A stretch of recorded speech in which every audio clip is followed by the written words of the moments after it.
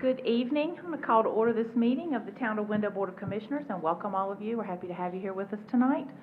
We're going to be led in the Pledge of Allegiance by Police Chief Bill Carter. I pledge allegiance to the flag of the United States of America and to the republic for which it stands, one nation, under God, indivisible, with liberty and justice for all.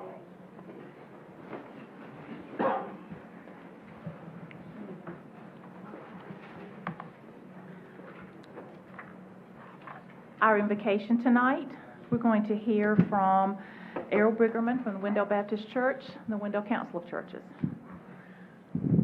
Thank you so much.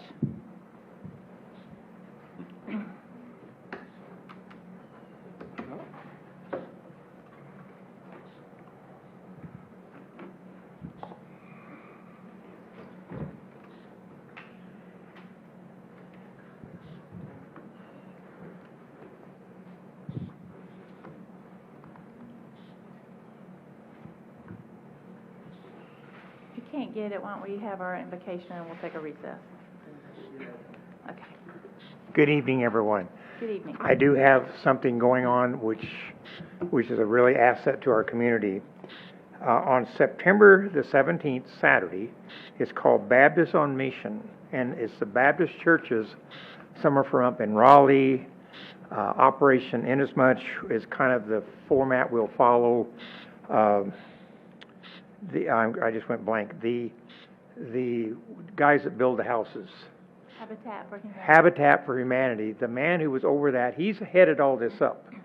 And so what we're going to do, we was honored to get to use our church for this area this time. We're going to have clothing giveaway. We're going to have food packs. We're going to do hygiene packs, which will be taken up to the state fair. But it works similar to the Operation Inasmuch. But it's a big deal. I'm going to say there's 5 to 6 Baptist churches in the area that are involved with it. So, that's awesome. Just something for our community. Yeah, and we was chosen out of that whole group to do our community. So, wonderful. All right, let's pray. Lord, thank you for this wonderful day you've given us. Thank you, Lord, how you watch over us, how you take care of us. We just ask you, Lord, this evening to be mindful of all of the different issues that we have going on within our city. We just ask you, Lord, that through your direction, this will all be taken care of in a very mannerly way. We just ask you, Lord, for all of our councilmen to use their best judgment as they always have, and that all of our members who are here this evening, all of our community, we're all able to work this out in a very workable way for all involved. For all these things, Lord, we ask in your blessed name. Amen. Okay, do we need to have a quick recess?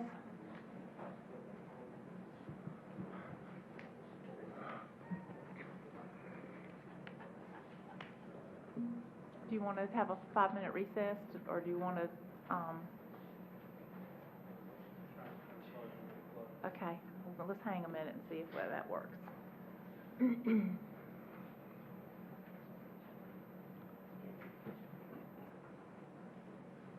Now, we're having some technical difficulties. Thank you for your patience. Do we have a motion are there any adjustments to the agenda? Is there a motion to a motion to approve the agenda? So moved. All in favor? Aye. All right, we have some folks signed up for public comment.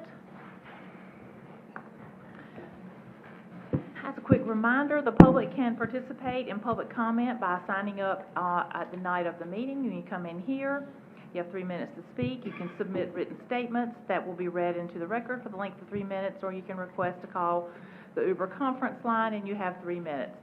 Again, all these same rules apply, and the same availability for speaking is available also with our public hearings, but you have 5 minutes instead of 3. It's the only difference. All right, the first person we have signed up is Ralph White.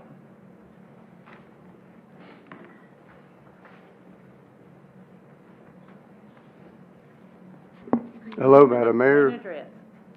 Madam Mayor and distinguished councilmen. My name is Ralph White. My wife Beth and I live in Wilson. We own a farm that's adjacent to the Edwards property. And we were kind of surprised and confused to learn about the restated ordinance for the annexation and rezoning of the Edwards property to be discussed tonight. And we really had no idea what that meant, but we did know that it wasn't part of the normal process for annexation and rezoning. We sent some emails out, and luckily Mr. Collins, the town manager, sent us an updated plat and informed us that the purpose of the meeting was to present the annexation plat submitted by the applicant reflecting new corrected boundaries. So it's a little frustrating that we've provided documentation since this was defeated last year showing those exact same boundaries, but have been ignored. And we spent $2,500 hiring lawyers and surveyors out of pocket to defend our boundaries on this easement. But it is nice that after a year and a half and many meetings, it appears, based on the plat of Mr. Collins sent us, that the property boundaries for the Edwards property has been updated correctly. However, we've yet to see an updated development plan that doesn't have houses that encroach our easement, and maybe we'll find out some of that's happening tonight. It's a little difficult when there's not a public comment section of that agenda item to talk about it before it even comes up.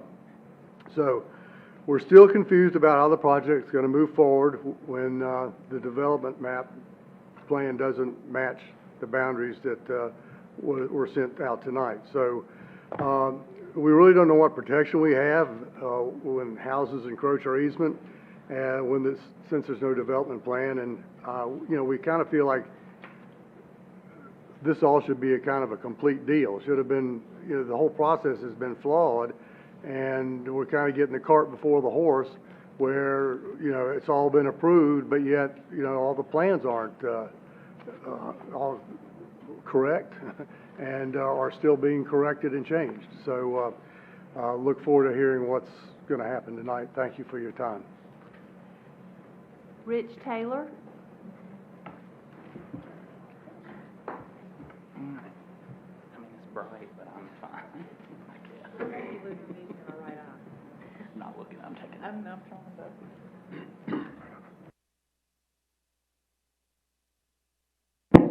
Appreciate the time this evening.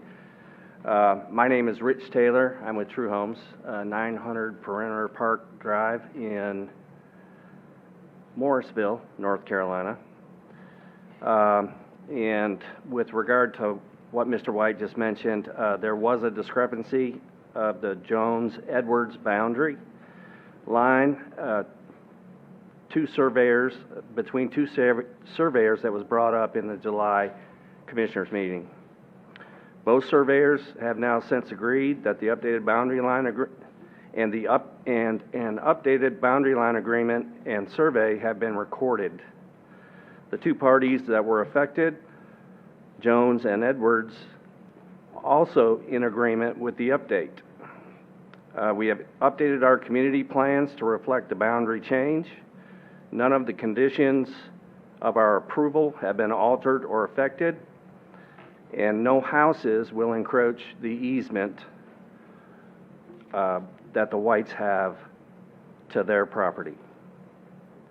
So those are my comments. Thank you. Thank you. Mary Fish?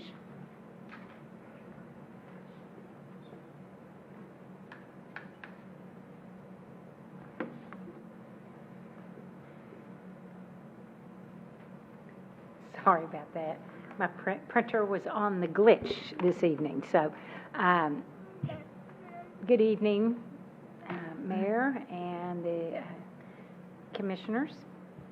I'm Mary Fish, live at 206 White Lane.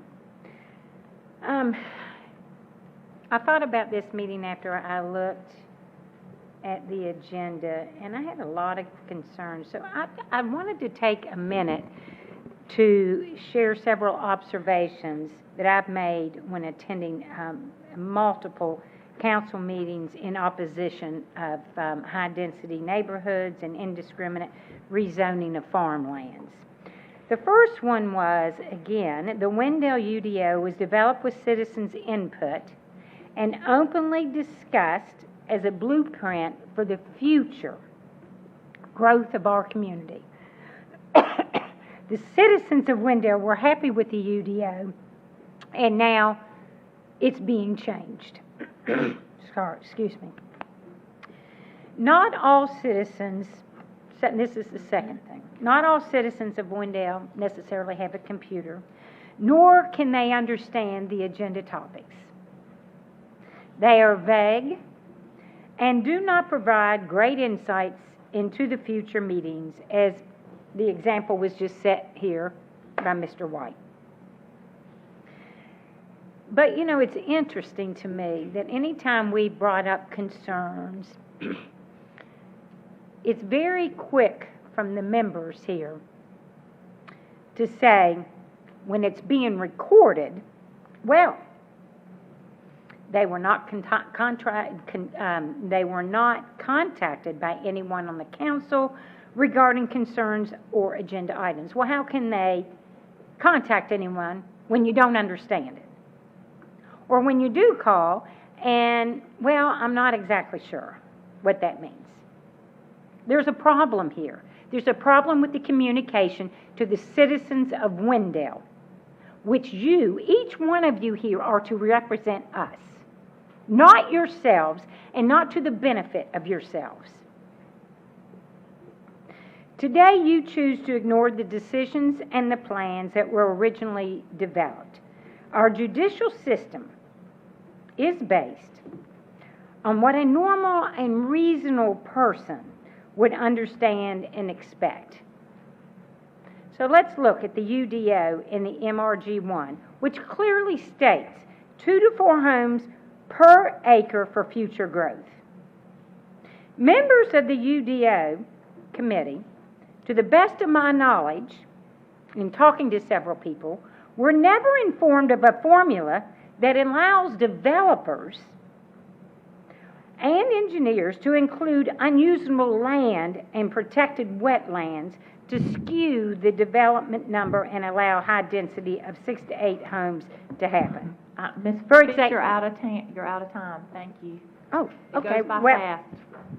all right. Thank you. Wayne Norris.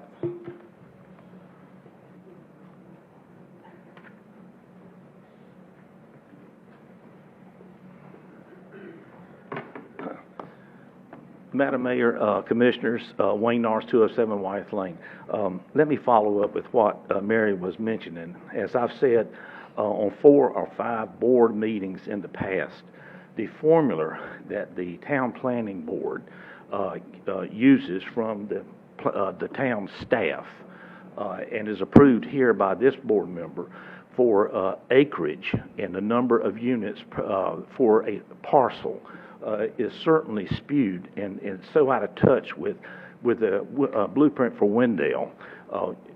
What you allow is a builder to come in and use wetlands, rivers, streams, land that's totally unusable in a parcel to include or increase the density of that subdivision. As you know, a number of times I brought that to your attention.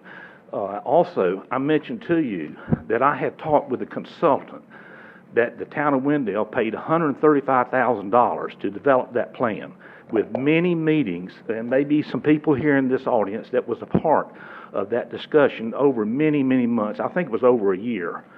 And basically, what the consultant told me when I asked, based on the MRL-1, page 44 of the Wendell Blueprint, states basically 2 to 4 houses per acre in the zoning areas that she outlined that you are aware of. And in the Edwards property, for example, there's only 51 acres of buildable land in that subdivision. But yet you include like 70 more acres of unusable land to increase the density of that subdivision. So, you know, this is very frustrating to people that have voted for you to put you in office to allow building to take place that we'd be proud of. I've written recently in subdivisions in Nightdale, in Clayton, in Zebulon, and they've got subdivisions going now with houses on a half acre, a third of an acre. But the way that you guys, 3 of you in particular, handle this, you allow 6, 7, possibly 8 houses per acre in a subdivision in this area where you voted on the blueprint for Wendell to allow 2 to 4 houses. Again, I've talked to the consultant, and she said unequivocally that MRL-1 meant 2 to 4 houses per usable acre, period. Thank you.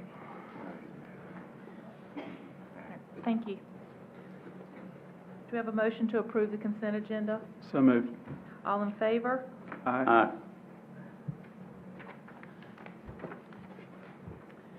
Move into section 4, recognitions, reports, and presentations, and we're going to, item 4A is the Wendell Historical Society update on the Wendell Museum.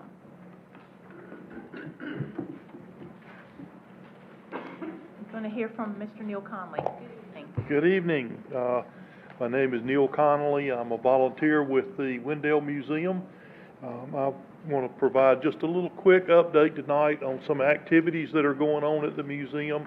I think most of you have been to the museum, familiar with the museum, and we certainly appreciate the support that this board and the town has provided to the museum. Let me give you just a little bit of an update on our financial situation.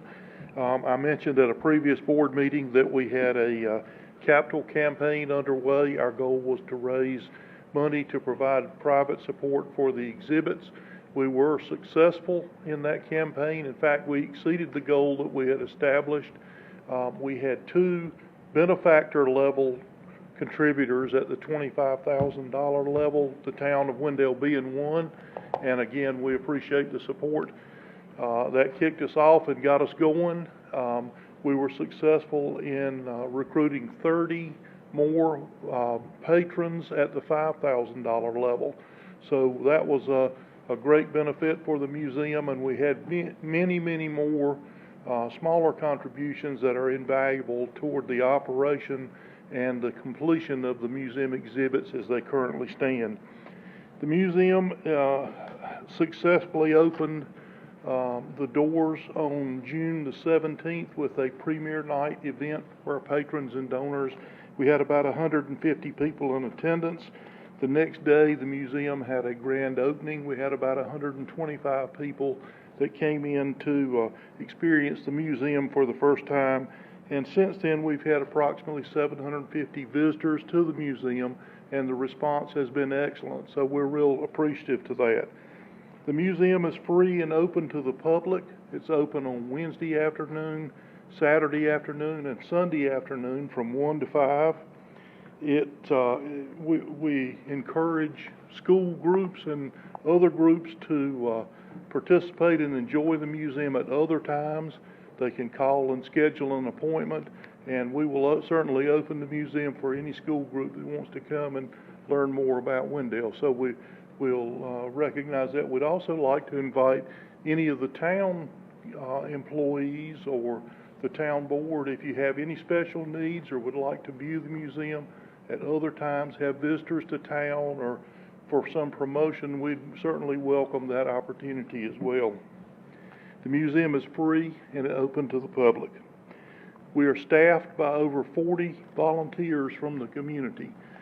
They take turns spending their afternoon at the museum.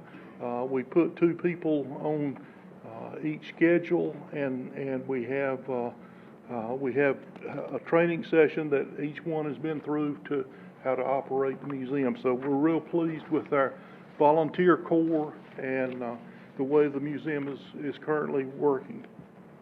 Let me just mention a couple of things that we've got planned for this coming year, things that you might be interested in.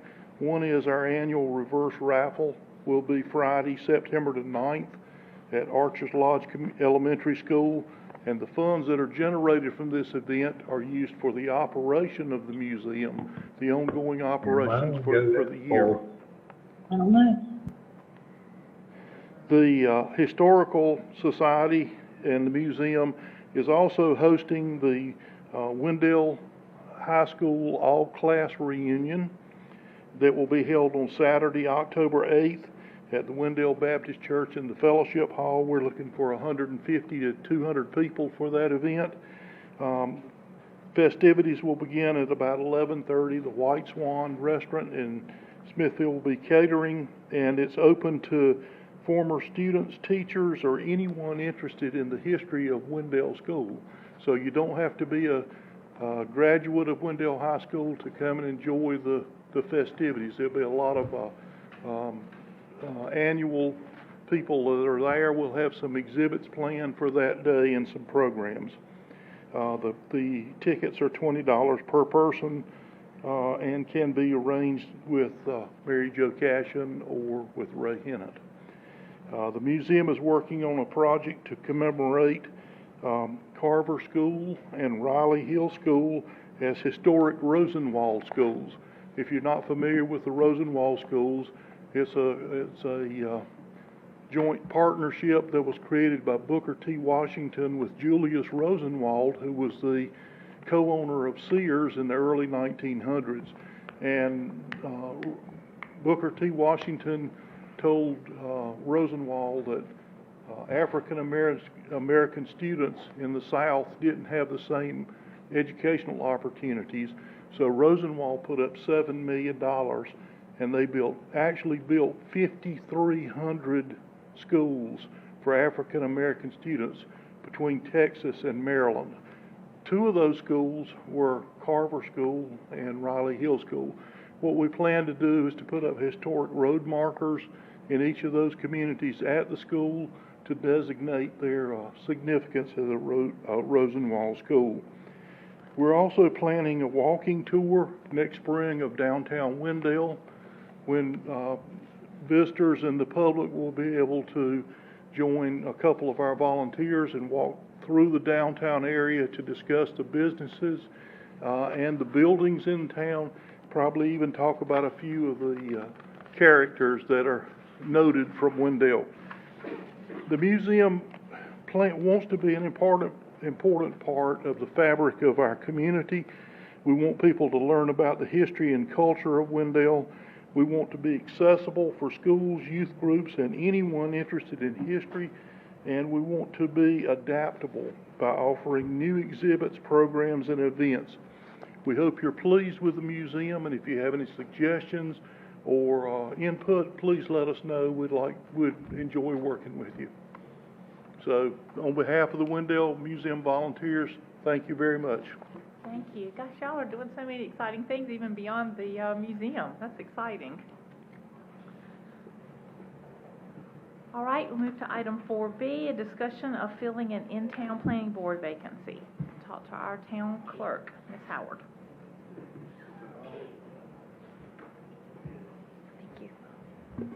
Thank you, Madam Mayor, members of the board. We recently received a resignation request from Mr. Ryan Zacany. He was an in-town member of the planning board. This thereby creates a vacancy for a partial in-town planning board term, with it ending on June 30th, 2024.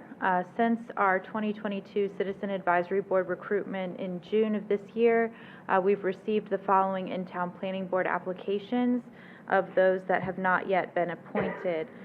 Mark Justin Davis, Jamina Huffman Hall, Gerard Egan, Gary Jerkowitz, and Braxton Davis Honeycutt, who was appointed to the Downtown Development Committee. And I am sorry, I am missing a slide. One moment, please.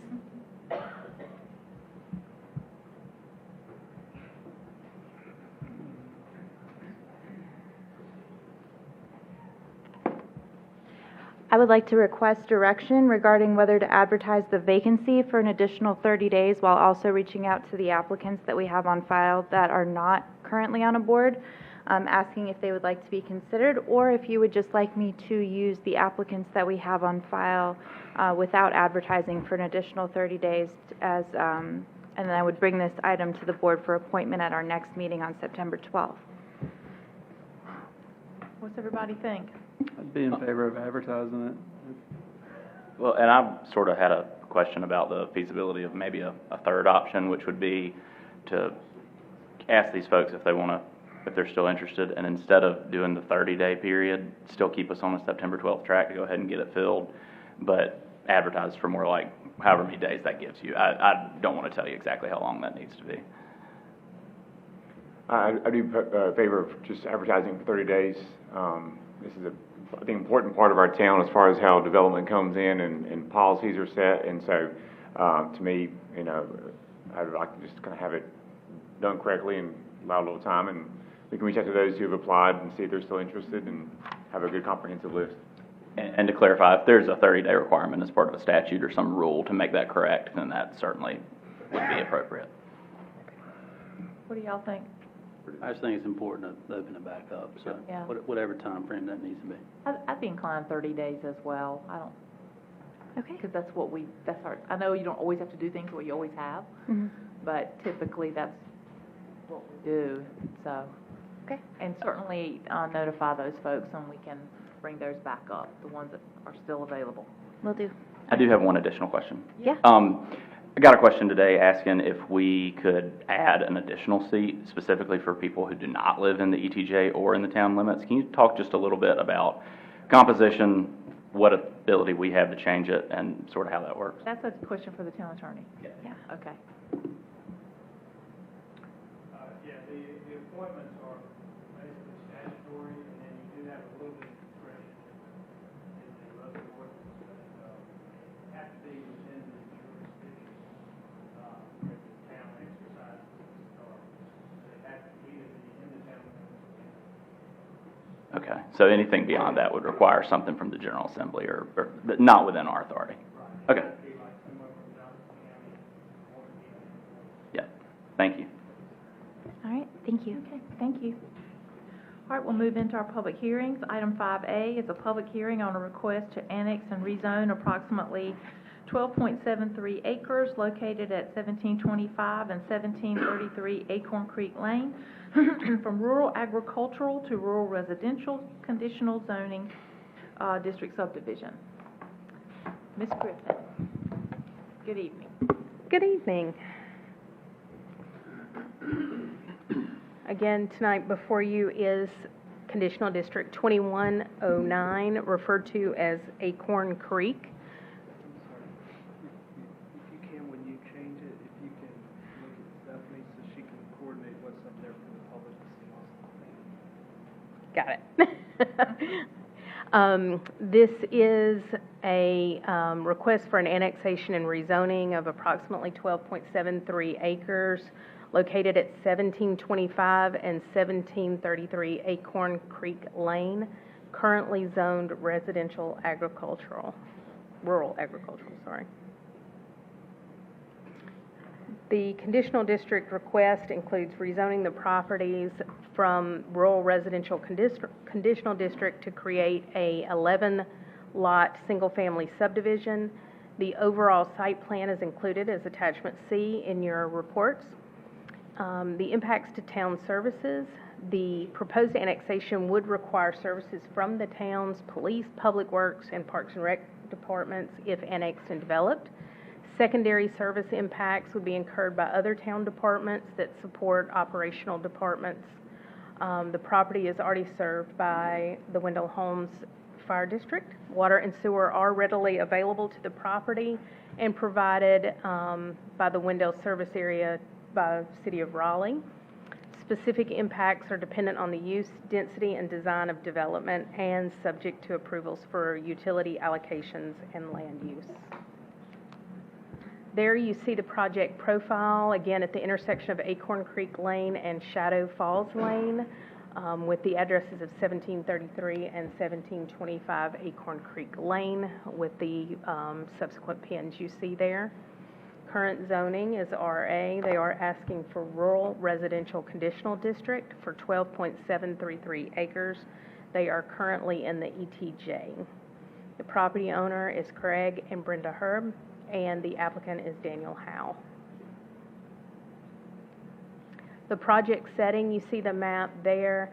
The area to the north and south of this site are currently zoned RA and are vacant.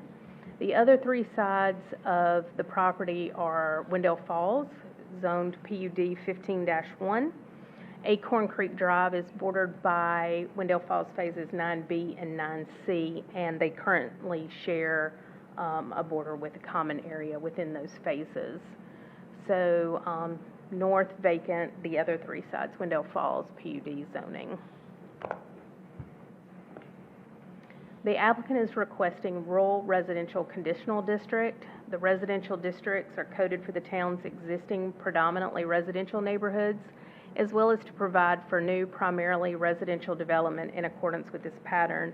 These districts are differentiated by the density of the overall development relative to the planning goals of the town as set forth in the town plan.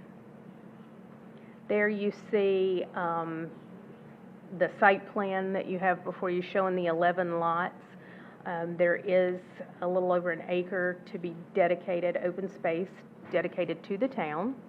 And then they have their own private open space in two locations. One is in the center of their drive aisle, and we'll go over what they plan for that area, as well as the areas in the back of the development and around their pond there. The lot dimensions required by the Unified Development Ordinance, or the UDO, are those proposed below. You see the request, the RR dimensional requirements on the left, where the lot width is 100 feet in RR. They are asking for a 50-foot wide lot. Lot size in RR is 25,000 square feet. They're asking for 6,000 square feet. And the front setback differs from 40 to 15. The rear setback differs from 30 to 15. The applicant is requesting a change in lot width, lot size, front and rear setbacks through condition number 8. The plan does meet the parameters set forth in condition 8 as the lot depth, side setback, and maximum height set forth in the UDO. The applicant has proposed the following zoning conditions. 1, a minimum of 50% of the site after dedication of the portion of Acorn Creek Lane to be dedicated to the town of Wendell will be protected in its pre-development state. A minimum of 40% of the existing trees 12 inches or greater in caliper on the buildable areas of the site will be protected during construction, shown in tree protection areas 1, 2, 3, and 4 on the preliminary plan.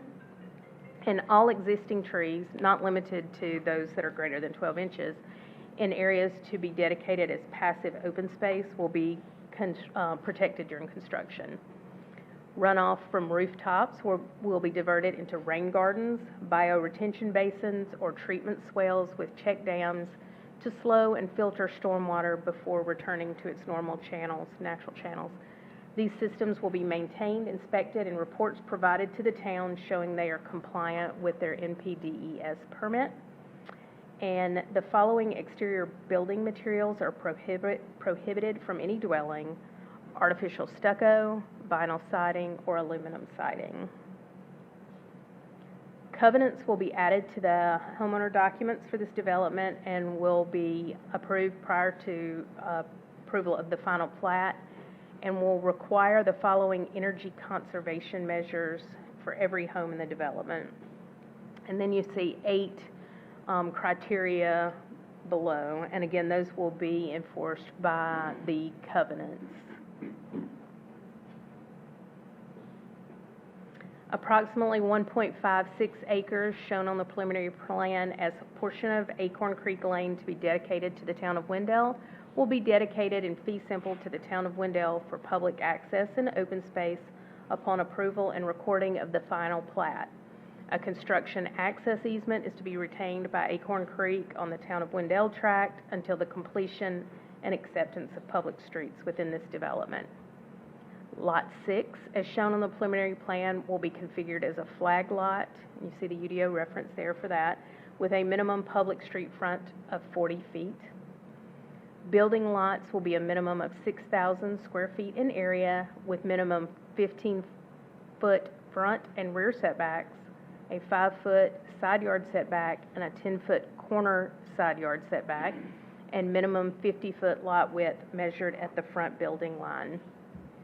A 5-foot asphalt multipurpose path will be constructed on one side of Acorn Creek Lane rather than an 8-foot asphalt path, and a 5-foot asphalt multi-use path will be constructed through the central open space in lieu of an 8-foot multi-purpose path along internal streets. That is because the rural residential, rather than requiring sidewalks, requires that multi-use path rather than sidewalks in this instance for the zoning that they're asking for. Minimum rights-of-way for internal streets without multi-purpose paths will be 40 feet, 50 feet for Acorn Creek Lane north of the Duke Energy transmission line easement, and 60 feet for Acorn Creek Lane south of the easement. Access by the residents to passive open space will be by a private easement 10 feet in width minimum in lieu of direct public street access. Development of the site will require connection to City of Raleigh water and sewer, which is available nearby. The applicant will need to obtain stormwater and sedimentation erosion control permits from Wake County Environmental Services before any site work can be done. The proposed development plan will need to meet the requirements of the UDO. And as you know, Wake County does provide stormwater, sedimentation, and erosion control services for the town. Runoff from rooftops will be diverted into rain gardens, bioretention basins, or treatment swales with check dams to slow and filter stormwater before returning it to natural channels per zoning condition number 3. No buffers are required for this project from the UDO as it is single-family residential. The lots on the border of the project do abut existing common open space within Wendell Falls or within Acorn Creek. UDO Section 7.5 requires 1,750 square feet of open space per single-family dwelling. Section 7.4 requires that 75% of that open space is passive and 25% be improved, of which 1/3 needs to be considered active. The development plan requires 19,250 square feet of open space. The applicant is proposing 217,308 square feet, with 14,178 improved and 1,604 considered active. The active open space can include a community garden, pickleball court, or basketball court. UDO Section 16.3 Environmental Survey requires that all streams, wetlands, floodplains, or other features be shown on the preliminary plan. The current development plan does show the locations of the streams, wetlands, and an existing pond on site. The existing stream on site requires a 50-foot new riparian buffer, which is measured from the top of the stream bank. The current development plan does only call for one development phase. For transportation, UDO Section 16.11 requires a traffic impact analysis for developments that exceed 100 peak hour trips. This plan for an 11-lot subdivision does not trigger a TIA or off-site road improvements. The development plan contains local streets, and in condition number 10, they're asking for minimum rights-of-way for internal streets without multi-purpose paths to be 40 feet, 50 feet for Acorn Creek Lane north of the transmission line easement, and 60 feet for Acorn Creek Lane south of the easement. The rural road cross-section is a 60-foot right-of-way with ribbon, asphalt, and drainage into a swale rather than curb and gutter. This cross-section also has an 8-foot multi-use path on one side of the road rather than sidewalks. This section is allowed within RA and RR subdivisions with lots greater than 15,000 square feet. And this development is proposing to use a modified rural road cross-section through zoning conditions 9 and 10 that I read you earlier. And you see the typical sections there. Blueprint Wendell 2030 classifies this area as medium residential living 2.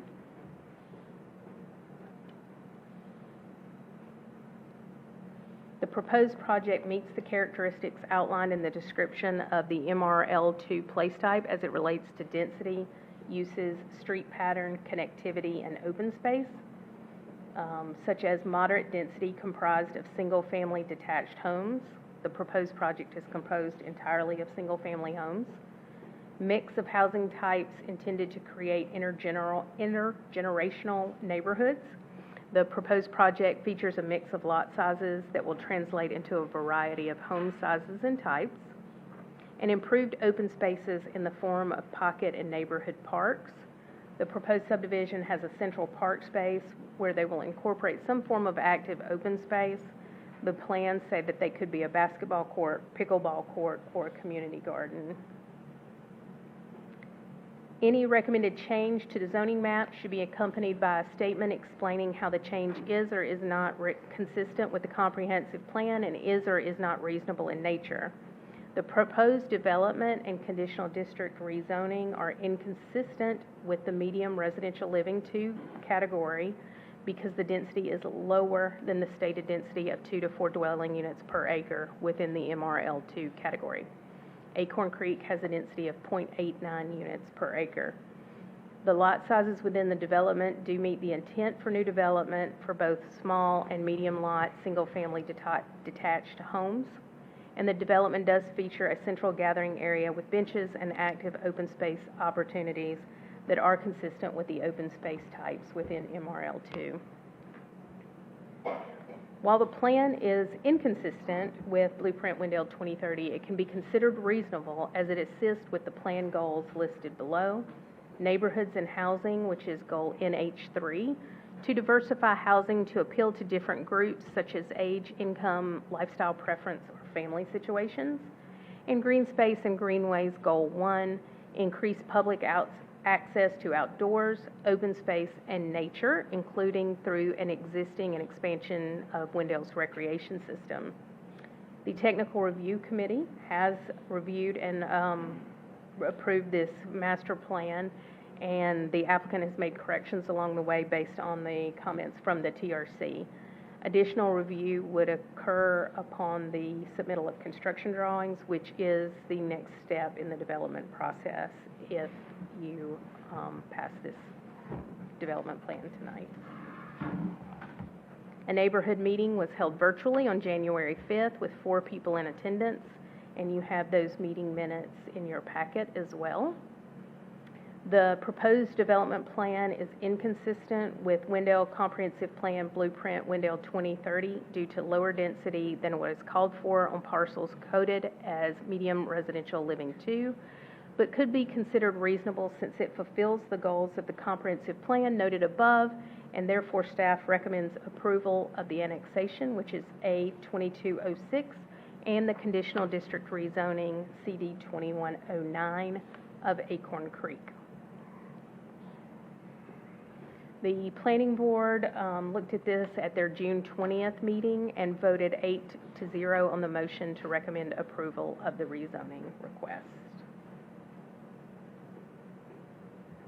I'll be happy to answer any questions that you might have, and the applicant is here and has a presentation as well. Let's open the public hearing. Are there any questions from the board?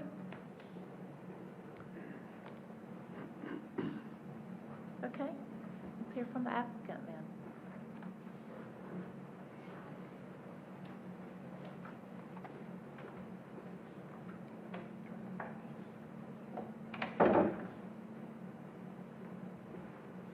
Just advance your slides like normal. If you look at her, she'll over there for you. Thanks, Stacy, and quick word of thanks to you all. And I've realized that being an elected official in this day and age is an increasingly thankless task, and just consider this a little nod in your direction, because I know how hard it is to keep working on trying to make your community a better place. We really appreciate your time tonight. I also wanted to say a few words of thanks to the staff, Stacy and Brian, and the city manager for helping us get to this point. It's been very helpful working directly with them all through this process. I think we've gotten to a good place. Okay, off we go. I'll try and not be redundant. Stacy did her usual excellent job of presenting this case. I'll just talk a little bit about what we're hoping to do. My name is Dan Howe. I am not a development representative. I'm actually, if this hearing goes well, I'm going to be a resident in Acorn Creek. I've known Craig and Brenda for a while, and I've helped them through this process over the last year or so. My address is 309 Perry Street in Raleigh. Well, what we're hoping to do with this 12 acres, which is actually a beautiful piece of land, I know at least a couple of you have been out there.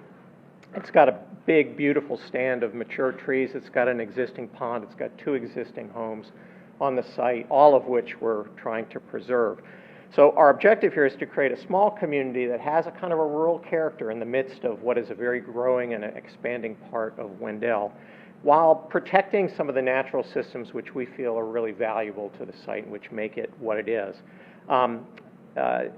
Stacy noted that our density after development will be a little bit less than 1 unit per acre, but if you eliminate the wetlands, which we can't build on, and the power line easement, which we can't build on, and the pond, which we don't want to build on, and the 1.5 acre tract, which we're hoping to dedicate to the town for open space, our net density is about 4 units per acre. So I think we're in the ballpark of what the comprehensive plan calls for in this area with the buildable part of the site.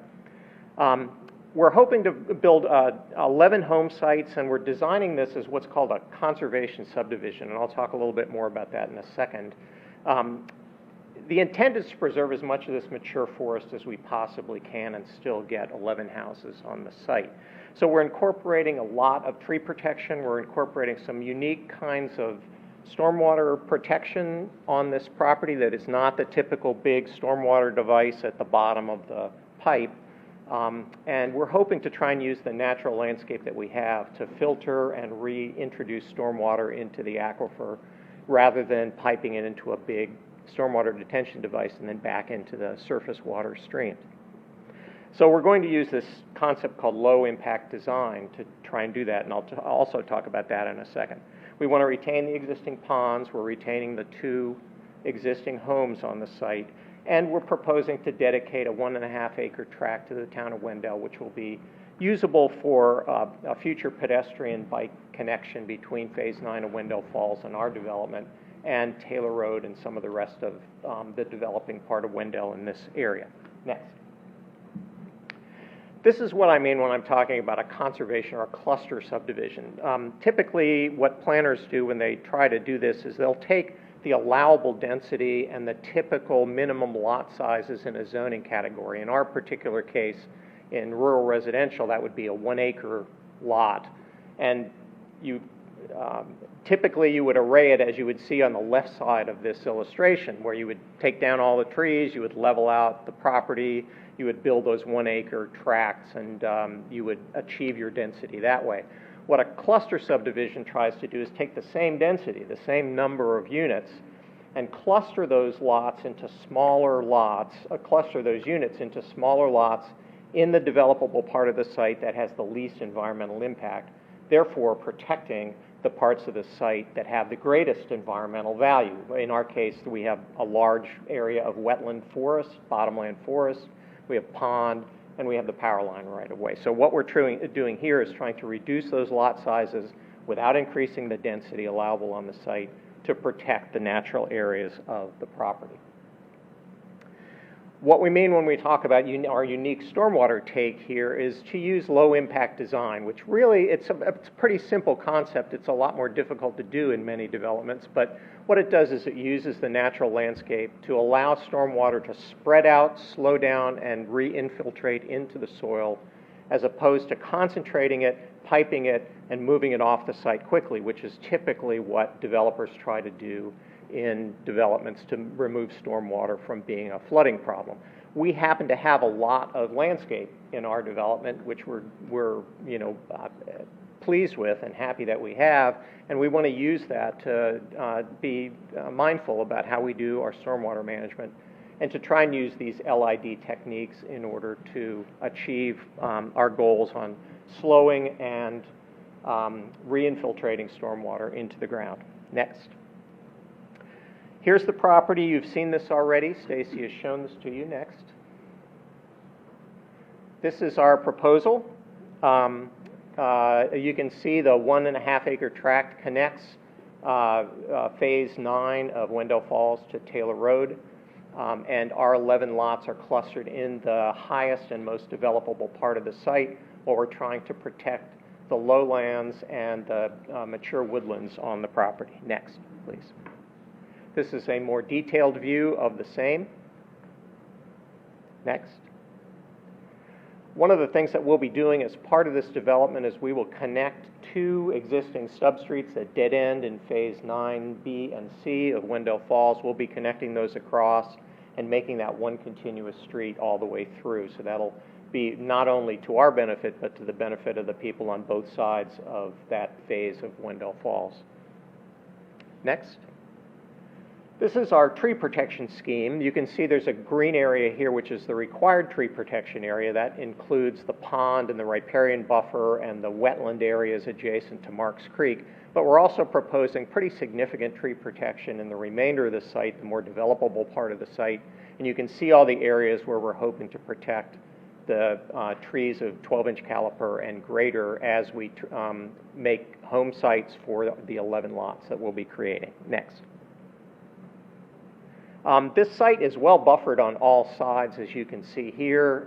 We have our own internal open space, which Stacy pointed out to you in her presentation, but there's also substantial amounts of Wendell Falls permanent open space on two sides of us, as well as on the north side. The Marks Creek floodplain, wetland area, and sewer line easement protects us on the north side, so we are well buffered in all directions. Next, please. So these are our conditions. I'm not going to go through them again. I just wanted to point out that there are several that exceed the UDO requirements, including the protection of half of our site in its pre-development condition, along with the tree protection, stormwater management techniques that I've already pointed out. We're excluding some building materials we feel are inappropriate in our particular area. We're including some covenants to require some above and beyond energy conservation measures in the new homes that will be built here, and we're dedicating the 1.56 acre tract at no cost to the town. We are requesting some alternates under the UDO section 2.18, which allows alternates in conditional districts. We're allowing a flag lot here, lot 6, which is the lot that's above Craig and Brenda's house. It has to exist that way because Craig and Brenda's house is there, and the only way to access that property is with a driveway around the house. We're also reducing those building lot sizes in order to cluster the lots, as I described in a cluster subdivision, along with appropriate setbacks for those reduced size lots. We're using a 5-foot asphalt path instead of an 8-foot path, and really that comes down to one place on our site where we are really down to that 3 feet in order to avoid construction within the 25-foot setback from a Duke Power pole in their easement. So we talked about this with the staff early on in the development process, and they felt for 11 lots a 5-foot path would be certainly adequate for the development, so that's what we have proposed here. The rights of way for the variance on the streets is there in order to protect trees. Typically, a developer would clear the entire rights of way, and when the standard rights of way are used here, we would lose some pretty significant trees. So we asked to reduce the rights of way. All the public improvements will still be in the right of way. The pavement, the swales, any stormwater devices will be in the right of way, but we reduced them in order to try and protect a few more trees on the periphery of some of the internal streets. And then the access by residents to open space via private easement is made necessary because most of our passive open space is in the Marks Creek floodplain behind the lots, and it's hard to have access to that from a public street. It's much easier if we have a private access easement. We have 2 of them actually shown on the plan that would allow people to access that open space. All right, in summary, things to remember about what we're trying to do here. Our developed density is really less than what's allowed in the existing RA zoning, so we're really not imposing a lot more impact on the town's infrastructure. Our homes are clustered to reduce the impact on the natural environment. We're protecting 50% of our tract in its pre-development condition to try and protect the beautiful floodplain forest that we have there. We'll be utilizing LID stormwater techniques and a rural road cross-section to help make that happen. Their homes will include energy conservation techniques. 2 existing homes and a pond will remain on the site, and you can see it in this illustration right here. That's a picture of our pond. And we will dedicate almost 13% of our site to the town at absolutely no cost to the taxpayers. So we hope and trust that you will agree with us that this is going to be an asset to the town, and we ask that you move this forward and approve it. Any questions for me? Any questions from the board? Thanks for your time. Thank you. Is there anyone from the public that would like to comment on this proposed development?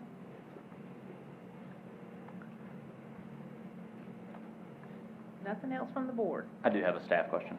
Go ahead. Are the streets going to be town maintained eventually, or are they slated for dedication to the town? Yes. Okay. And Stacy, I just have one question too, and this is just more my clarification. On one of the maps, it looks like the Acorn Creek Lane runs all the way down. Does it stop currently at the Shadows Fall, or is that where it's planned to stop? That's where it's planned to stop. And then what is and the rest of the way down, it's going to be more pedestrian path, some sort of use there? Is it I don't know that we have an identified use for that yet. Okay. The dedicated portion you're talking Yes, about? ma'am.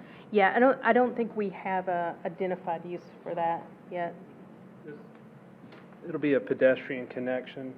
If you see where their development is at the north and the upper ends of 9, there's not a clear pedestrian connection back to Taylor, which is the collector road that'll take it down to either Tree Light Square or other commercial areas in the future. So it meets the board's goal of connectivity in the future, having that space there. It's currently the driveway for the property, so it's already an opened up existing gravel drive. Okay, that's kind of, thank you so much. Quick, Yeah, go ahead. quick question, and this may be from the presenter. The access easement on that, I understand that what is a gravel path now, they will need access for construction. Do we have a timeline of any? I know On construction? there's no real exact certainty on that, but do we have an estimate on that? I'm sorry to make you come back up.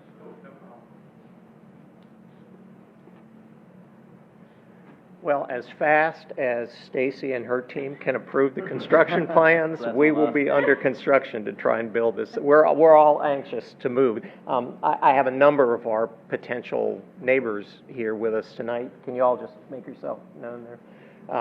And we are all very anxious to become Wendell citizens, so we'll be moving as fast as we can. Okay, and then will it be a situation where all lots completion before turning over that road to the town? Not necessarily. A lot of times, it depends on how fast our construction goes for the roads. We have to do utilities first, then the roads will come after that. If we complete the roads to a standard that the town will accept, we'll go ahead and get them accepted, even if there are still houses to be built out there. But once we record the lots and I get started on the infrastructure, we'll start building houses as soon as we can. Okay, thank you. The connectivity piece is big, so thank you. Any other questions from the board, comments from the board? I've got one for the attorney. Okay. Jim, so there's a portion that discusses the energy efficiency stuff, and that's governed by the covenants. How are covenants, so like there was a technology in there that I wasn't familiar with, but I also know that especially in the sustainable space, there's continuous upgrades in that technology.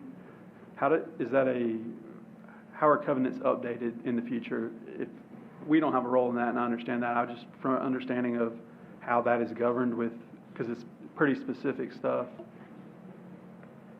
Well, they would have an owners association, and they would have in those covenants some threshold which would be required in order to make amendments to those covenants.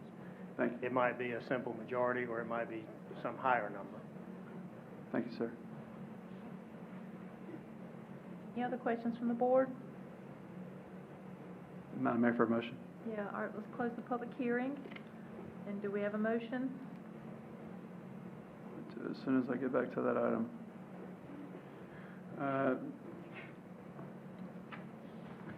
I'd move adoption of the request to annex and rezone 12.37 acres at 1725 and 1735 Acorn Creek Lane from RA to Rrcd for the Acorn Creek subdivision.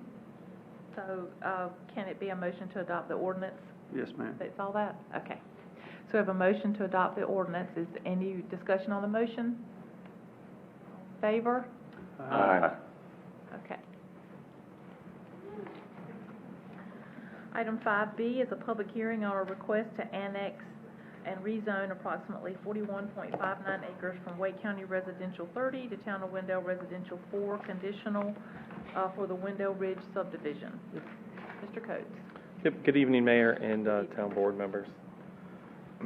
The next item before you is public hearing is a request to annex roughly 41.59 acres and rezone in reference to A2205, and the rezoning is Conditional District 21-14 from Wake County Residential 30 to Town of Wendell Residential 4 Conditional District for the Wendell Ridge subdivision.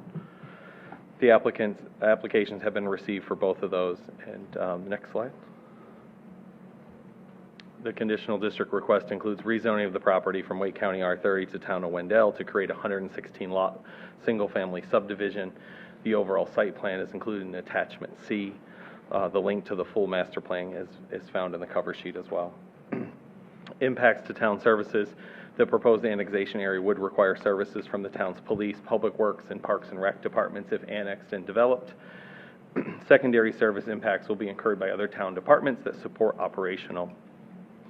The property is already served by the Wendell Holmes Fire District. Water and sewer are readily available to the property provided by the Wendell Service Area by the City of Raleigh Utilities. Specific impacts are dependent on the use, density, and design of a development and subject to approvals for utility allocations and land use. Location is Eagle Rock Road between Lake Myra and Lake Glad Roads towards the Johnston County border. As we said, the current zoning is Wake County Residential 30. It is 41.59 acres. Current land use is woodlands and farm space. Proposed land use is residential subdivision. Property owner is Barbara Martin, who is deceased, in care of Tim and Robin Tudor.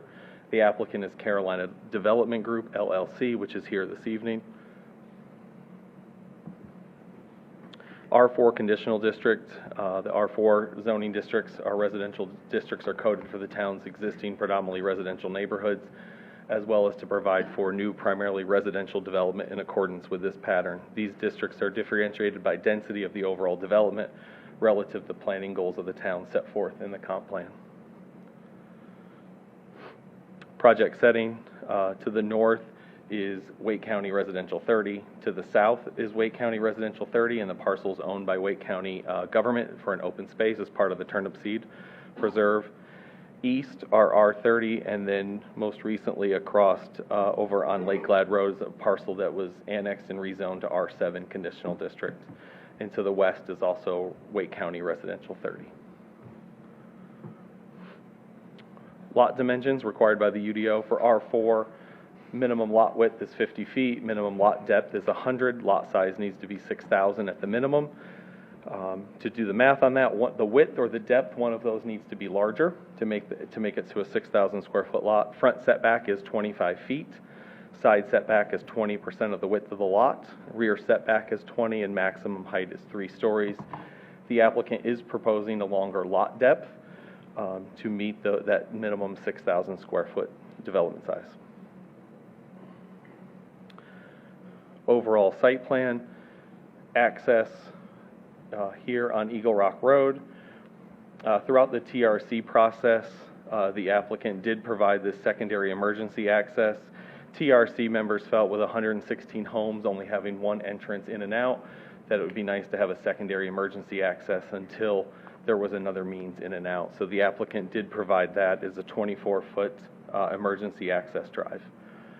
There is a 20-foot perimeter buffer around the site and potential trail connections to Wake County open space land. If the county ever puts trails in that part of those properties, there's some potential easements for that. They're also providing a dog park and walking trails. The applicant has the following zoning conditions. All 2-story homes will be a minimum heated square footage of 2,000 square feet. Should any ranch styles be included in the neighborhood, there'll be a minimum heated square footage of 1,800. All dwellings will have a minimum 2-car garage.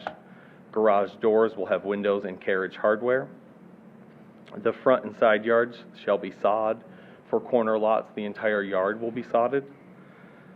Condition 5, exterior building materials. Exterior siding will be primarily fiber cement with brick or stone accents. The use of vinyl siding shall be prohibited except for trim elements of the dwelling unit facade.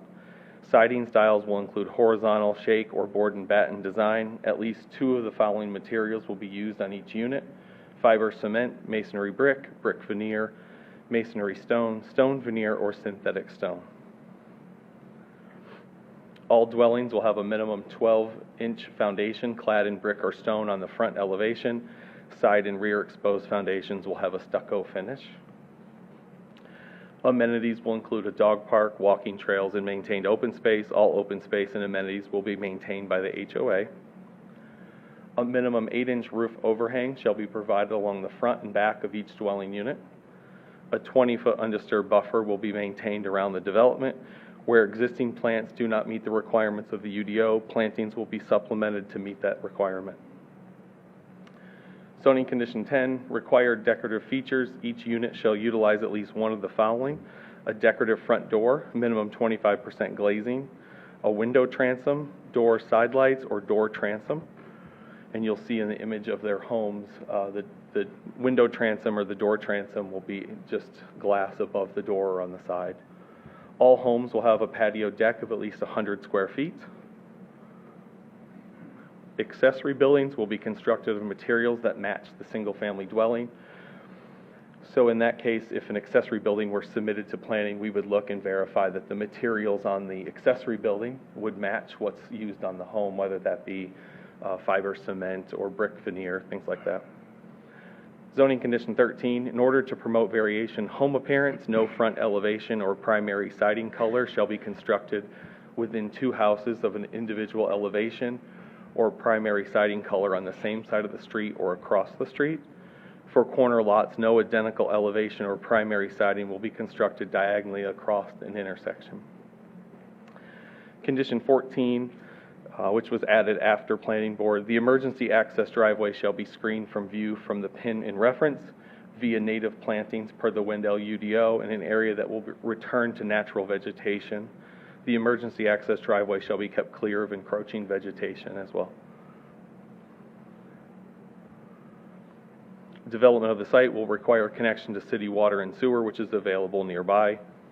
Environmental, the applicant will need to obtain stormwater, sedimentation, erosion control permits from Wake County Environmental Services before any site work can commence.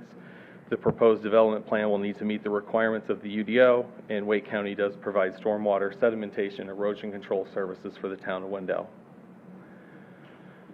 Buffers, although this is a single-family subdivision, the use does require a 20-foot type B buffer since the use is more intense than the single-family residences nearby. The applicant is meeting this requirement through Zoning Condition 9, and the buffer is also shown on the subdivision plan. Open space, UDO requires 1,750 square feet of open space per single-family dwelling. Section 7.4 requires that 75% of the required open space be passive and 25% be improved park space, of which a third of the 25 needs to be considered active. The development plan requires a minimum 203,000. The applicant's proposing roughly 570,000 square feet of open space, with 91,000 square feet as improved, of which 28,000 is considered active. The active space includes a dog park and walking trails. The property along the southern border of the proposed development, it's key to note, is owned by Wake County and is part of the properties purchased for the Turnip Seed Nature Preserve. The applicant's open space and trails stub to the Wake County parcel. If the county chooses to add trails, it's hopeful that they could connect in the future, giving the community access to hundreds of acres of permanent open space. UDO Section 16.3 Environmental requires all streams, wetlands, floodplains, and other features be shown. The current development plan does show the location of wetlands on site. Transportation, UDO Section 16.11 does require a TIA in this case. The applicant did prepare a TIA. The TIA calls for full access driveway onto Eagle Rock Road, as well as southbound 50-foot right turn lane and a northbound 50-foot turn lane into the site off Eagle Rock Road. The arterial and street collector map identifies Eagle Rock Road as a future 4-lane median divided. A 4-lane median divided roadway contains roughly 110 feet of right-of-way.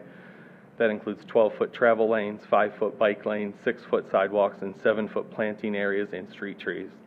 The applicant is proposing to dedicate the additional right-of-way along Eagle Rock Road and will construct the required road improvements along their frontage. The development's also incorporating local streets with 2 11-foot travel lanes and a 52-foot right-of-way. There's also a 24-foot emergency access drive from cul-de-sac on Street B out to Eagle Rock Road. They are providing 5 stubs to adjacent property, and the Wendell Ridge Master Plan does meet the town requirements for those stub requirements. You can see the images of the street layout.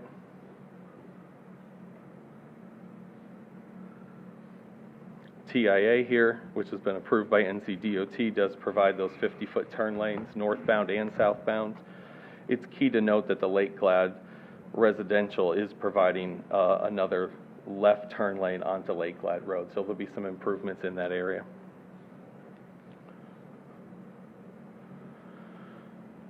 Current development plan contains 1 phase. Comprehensive plan, Blueprint Wendell 2030, classifies this area as medium residential living 1. And we'll go to the next slide. The project meets the characteristics outlined in MRL1 place type as it relates to density, uses, street pattern, connectivity, and open space. Moderate density comprised of single-family detached. The project is all single-family detached homes. Mix of housing types intends to create intergenerational neighborhoods. The proposed project features a mix of lot sizes that will translate to a variety of home sizes and types. Improved open space in the form of pocket neighborhood parks. Subdivision does have a dog park and a trail system. Greenway trails as well, walkways in neighborhood. The proposed subdivision has a 20-foot trail connection, easements for the future Wake County Park, as well as trails in the neighborhood. Any recommended changes to the zoning map should be accompanied by a statement explaining how the change is or is not consistent with the comp plan and is not reasonable in nature. The proposed development and conditional district rezoning are consistent with the medium residential living 1 category because the density falls in the range, and also the lot sizes they're proposing are all 50-foot and 60-foot frontage lots. So it's creating small and medium lots within the same neighborhood. Also, one of the stated goals for MRL1 is highly connected internal and external to adjacent development. The town's UDO does not require a second ingress-egress point, but through comments during the review of TRC, the applicant voluntarily incorporated that second point of ingress and egress to Eagle Rock Road for emergency use. The development also incorporates trails throughout the neighborhood, which is consistent with the open space types in MRL1. Statement of plan consistency. The plan is consistent with Blueprint Wendell 2030 and can be considered reasonable as it assists with neighborhoods and housing NH3 and also green spaces in Greenway Goal 1. The technical review committee has completed their review of the master plan and the applicant has made all corrections based on their comments. Additional review would occur upon submittal of construction drawings, which is the final development plan for conditional districts. A neighborhood meeting was held virtually on March 29th, 2022 with 4 people in attendance. You can see attachment E for those minutes from the meeting. And staff's recommendation is that the development plan is consistent with the Wendell Comprehensive Plan Blueprint Wendell 2030 and is considered reasonable since it fulfills the goals of the comprehensive plan noted above, and therefore staff recommends approval of annexation A2205 and conditional district rezoning CD 2114 Wendell Ridge. The applicant is here, and I can also answer any questions that you have for staff. Let's open the public hearing. Are there any questions from the board?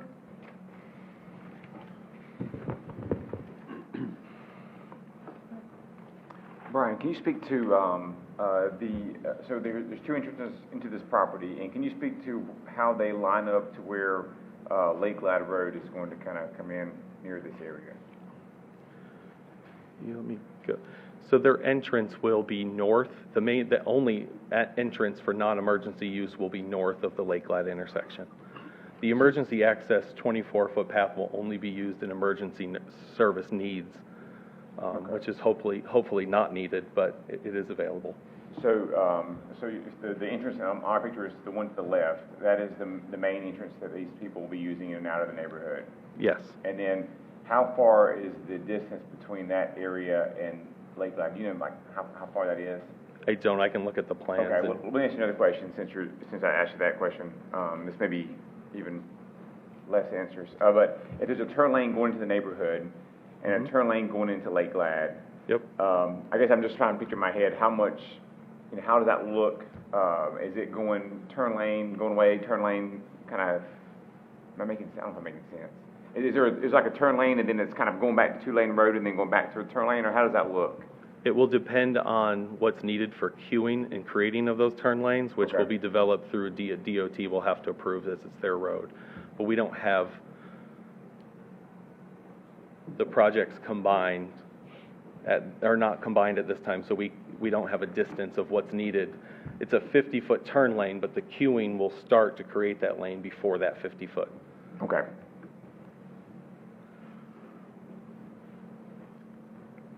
Any other questions from the board? Is there anyone from the public that would like to speak at the public hearing? Yeah. The applicant does have a PowerPoint as well. Okay, I'm sorry. I didn't realize. I thought you said the applicant just was here for answer questions. All right, let's hear from the applicant first then. Thank you.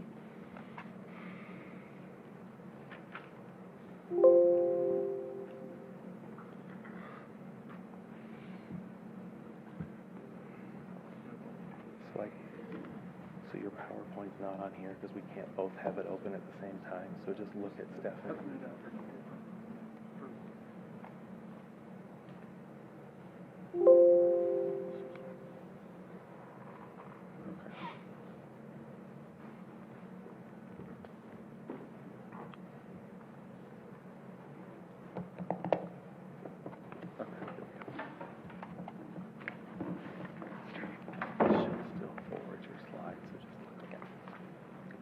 Good evening, Good evening, Madam Mayor, Commissioners. My name is Chris Rrcd with Strong Rock Engineering, 6801 Falls of Noose Road in Raleigh. Appreciate the presentation from Mr. Coates, and thank you for your consideration of this request tonight on behalf of Carolina Development Group and Davidson Homes. Davidson Homes would be the builder of this project should it be approved. Elevations have been provided to you within your packets, and Brad Nelson, the division president, is here to answer any questions about Davidson, if there's any questions that you have about their involvement in the community. They are right now close to you guys in Glenmere and Knightdale. I know they're working in Zebulon. We have one project with them in Zebulon. They might have more projects in the area, but they are becoming more ubiquitous within Wake County and is a southeast regional builder.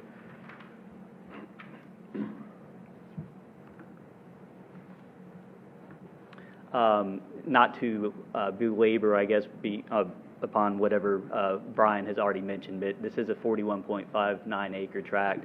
We're looking at 116 single-family units. 67 of these units are 50-foot wide. 49 of these units would be proposed to be 60-foot wide. The proposed density is being shown here is a gross density of 2.8 units per acre. I can say that in looking at the property itself, we do have some environmental encumbrances. We can actually go to the next one too. But there's probably 34 to 35 usable acres of that 41.5 on this property. There is a stream to the south, and then some pocket wetlands, that kind of finger wetlands that go in between in the property in certain areas. But we are proposing to keep a wide, larger area of open space than what would actually be required or just not being able to be used. Now, in looking at the comp plan, which we waited to see what would happen for this parcel in the area, see if this parcel would change its designation from what it was before.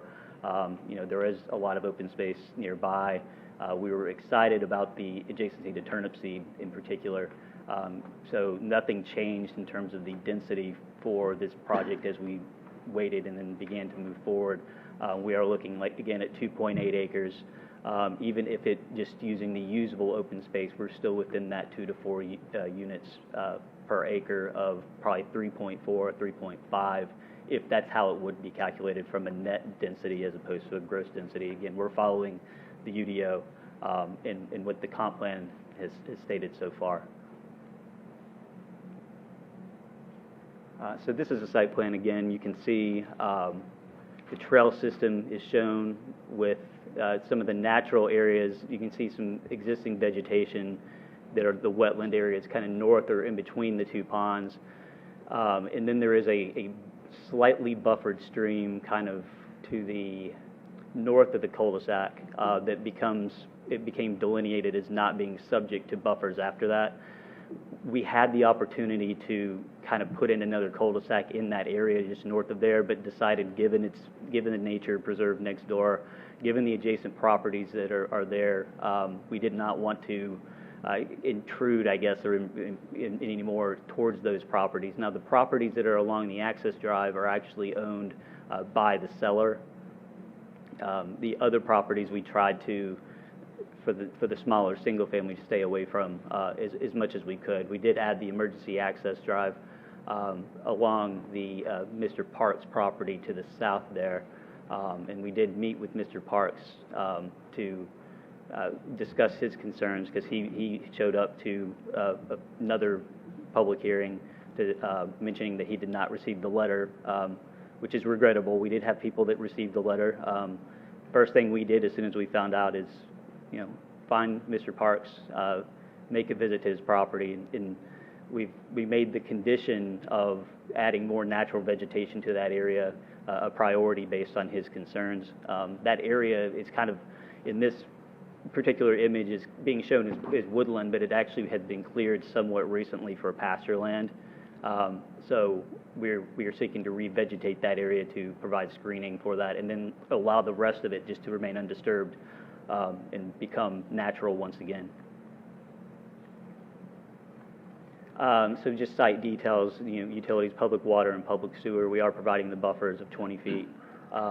And then from the TIA, Remy Kemp and Associates prepared that. We do have the left turn lane in and the right deceleration lane into the property.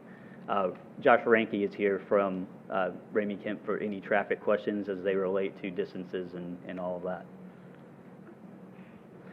So these are just two examples on this sheet of actual homes that Davidson has built in the area. Brad Nelson, who's here, can speak a little bit more if you have questions for him, specifically where these are. But these are homes that are representative of the actual conditions and would be homes that would be constructed in the area that show that meeting the conditions stated for the architecturals.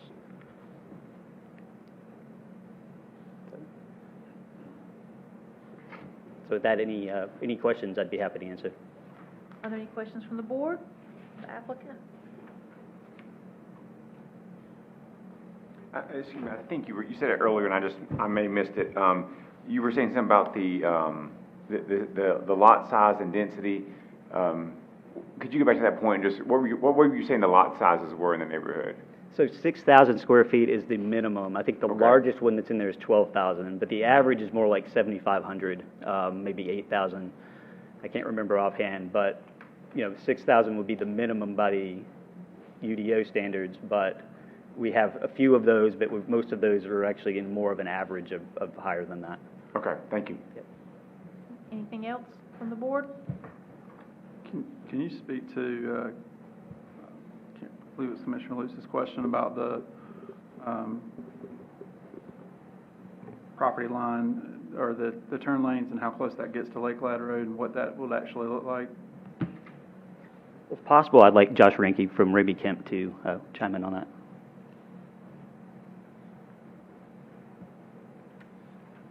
Josh Ranke with Remy Kemp and Associates.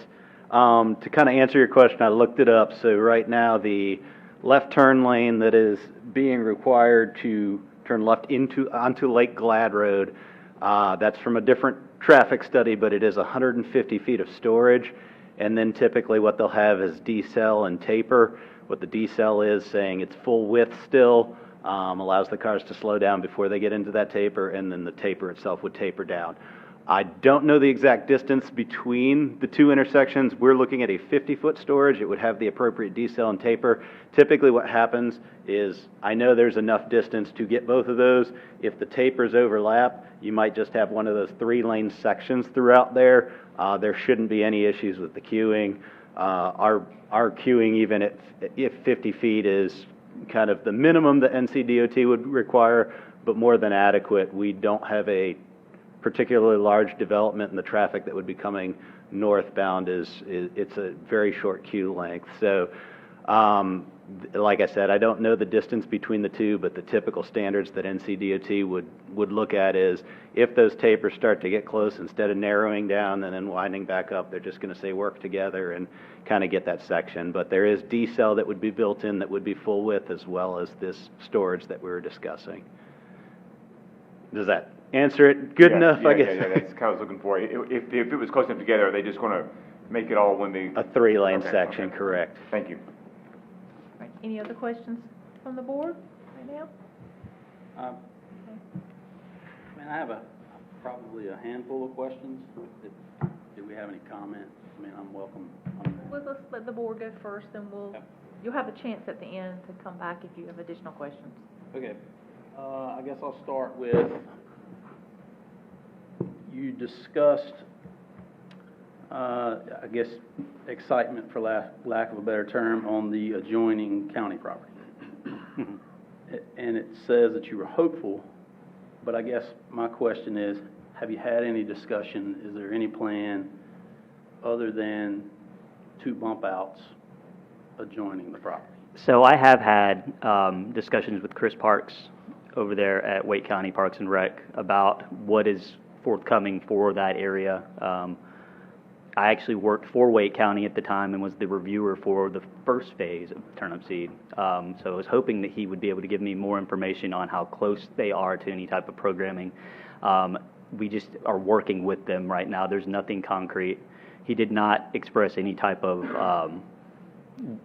I guess, discouragement or anything that there would be a potential connection in that area. It might be a question of where.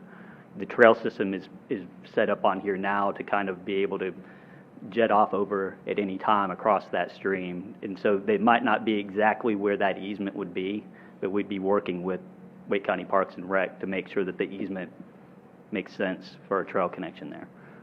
Okay, so conversational. Yes. At this point, okay. Yes. And then talk about I guess my question's answered on the property on the front. So the side road, the access road, how's that maintained? What is the actual makeup of that road itself? So it's a 24-inch asphalt road, just like you would have in a subdivision. It'll be maintained by the HOA. We are providing extra screening from the pin that's mentioned in the conditions, which is Mr. Parks' property directly to the south, which is the parcel would be most impacted, I guess, from a visual standpoint. But that should be maintained by the HOA and be also kept devoid of any type of vegetation. You know, hopefully that will never have to be used, and it's a very, expensive emergency road.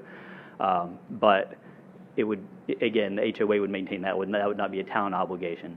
And what is the width of that? 24 feet.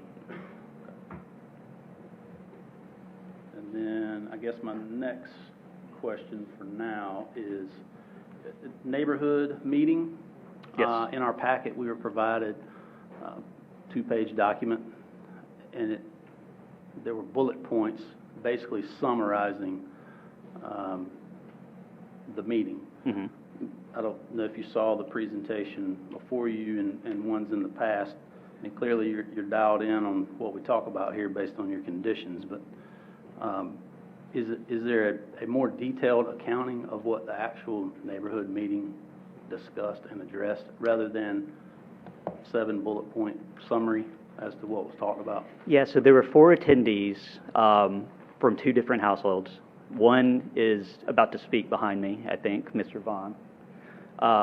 Mr. Vaughn spoke mostly about the turn lanes and traffic along or in front of his house and how the access drive would impact his property. So as part of that, at the time, we didn't know from the TIA or NCDOT what would be required.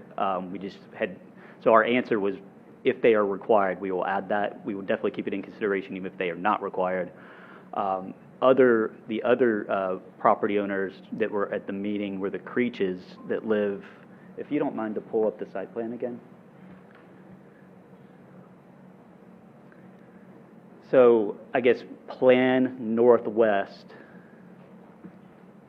just at the, where the. Side of the Tudors. Directly, yes. Their questions were more, as I recall, about where are the utilities running, how will the utilities impact their property, and it was explained that they will be within the right-of-way. They would be connecting, and we'd be working with the City of Raleigh to make sure that everything was, done correctly. That it wouldn't be going onto their property, there'd be no easements. They also mentioned, just as a note to us, that, they do have flooding down that swell that comes off the property.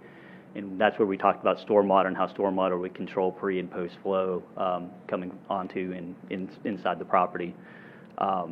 Besides that, those were the only 4 from the neighborhood meeting that we had the discussions with. Okay.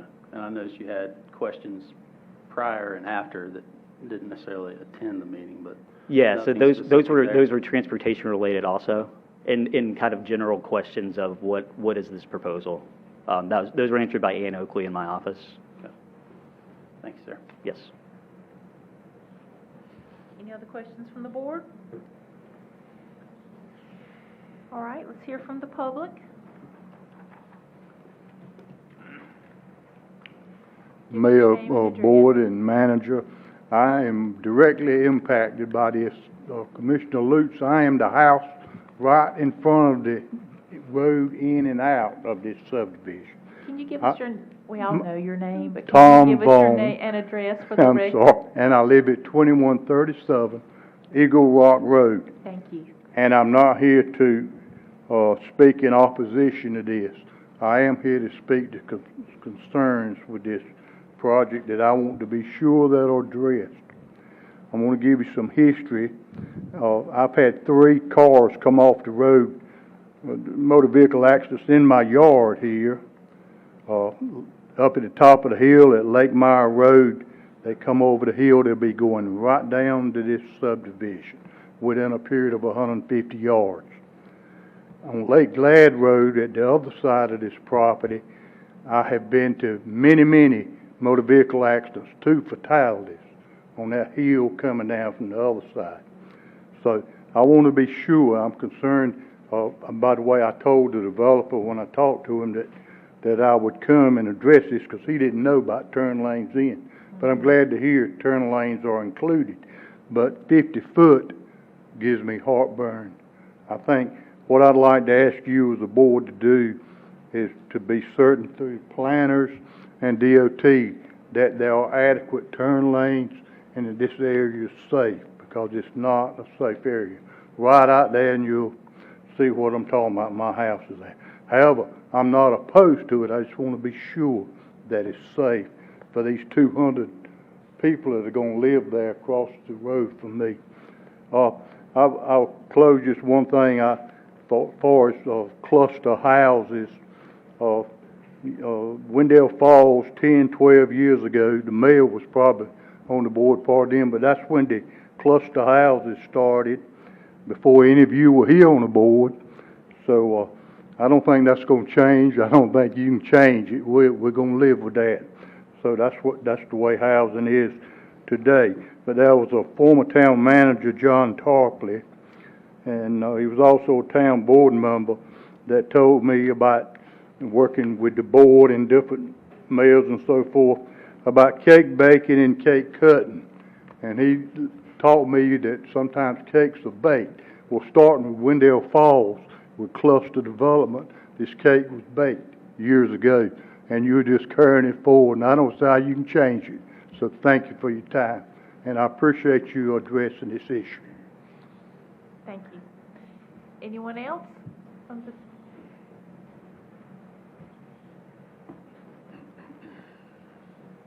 Give us your name and address, please. My name is Megan Ray, and I live at 7324 Lake Meyer Road. I grew up on Lake Mire Road. I've lived there my whole life. Amanda and Alan and I have been looking at all these plans, and my concern is safety. For one, it takes us about 10 minutes to get out of Lake Mire during busy traffic right now. For two, we run up and down that road. We walk up and down that road. Our kids play on that road. There are 2 bad curves on Lake Mire. You're making 116 homes come in. I would like to see it lower. I live in Rockwoods Down. I own 7 acres. Every house in our neighborhood is at least 1.5 acres. There's nothing less. It would be nice to see it more like 1 acre to keep the integrity of the homes in the neighborhood around our house. But as I said, my concern is safety.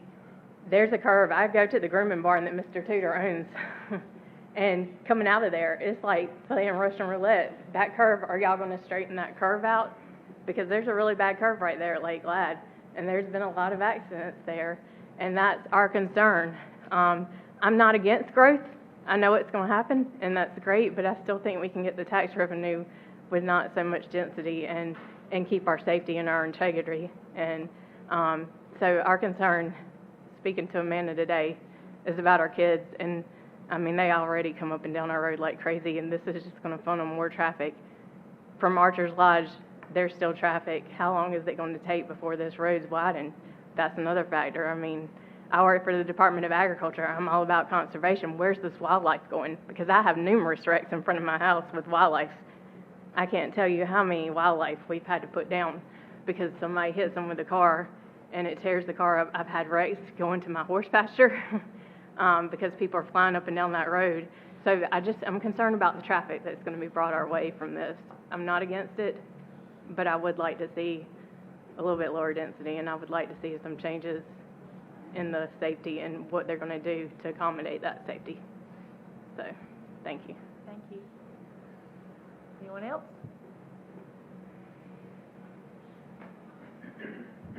Could give us your name and address, please. Good evening. My name is John Parks. I'm at 2300 Eagle Rock Road, and I'm a direct contact adjacent property owner to this project. I have met with the developer, and I'm aware of all of the plans that have been presented, and you've heard plenty about that tonight. But I have a bigger concern that expands beyond this project. And it has to do with this town's insatiable desire for growth. Now, to be clear, several of you have been very respectful and have listened to those that have come before you. But on the whole, the majority of you have not. You've disregarded the feedback that you've received. That was evident just a few weeks ago with the Edwards property and the discussion that you had. I'm going to tell you, I really don't think there's anything that I can say here tonight that's going to get you to change your mind, listen to me, to do anything. And it comes down to this one simple reason. And I told you this before when I was here. I can't vote for a single one of you. And I can't vote against any one of you at all. But yet every single one of you gets a say in what happens to me, my family, and our property. And that's wrong. That's just wrong. Like you've already heard, I've got stories too. I've had multiple people die in front of my house. Some in my front yard. You know who the first one is that's on that scene? It's not fire, it's not EMS. Just like the other gentleman you heard with his property, it's me. I'm the one that's out there checking on them. The solution to this is not, hey, let's widen the road. Hey, let's put in a stoplight. That doesn't fix the problem. What fixes the problem is saying, let's not put so many people on the road. You can't keep putting more and more houses in, more and more cars on the road, and expect for that to be okay. You know, how long is it going to be before one of these cars comes driving down the road, because I live in that curve that you just heard about, how long is it going to be before one of these cars comes driving down that road, runs off of that road, and strikes and kills one of my children that's just simply playing in their front yard?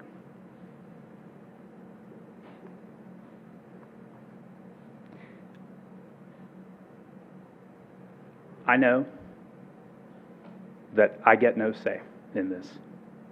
I understand that. All I'm left with is I get 3 minutes to come and plead my case to seemingly apathetic ears. That's where I am.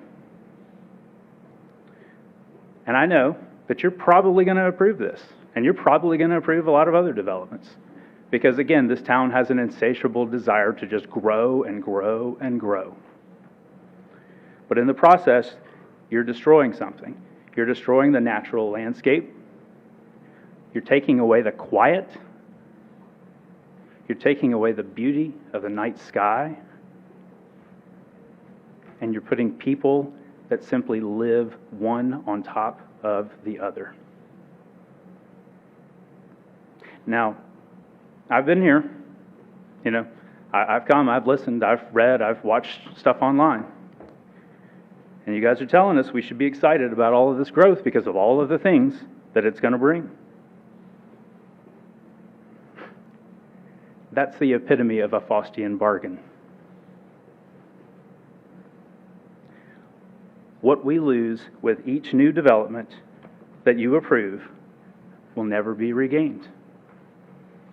No house, no dog park, no Starbucks will ever be worth the same as what we have right now. Ever. And you're going to change it. I know you guys are probably going to dismiss what I've got to say, just going to move on and run roughshod right over top of me, anybody else in this community that raises the same objections. Because, as I said, frankly, you don't have an incentive to listen to me. I don't live in your town. But yet, you get to bring your town out to touch me. Stop trying to become Carrie. It's not worth it. It's not worth trading your soul for just a few dollars. Thank you. Your time's up. No. Whoever that is, I'm not doing that. Madam Mayor. Anyone else?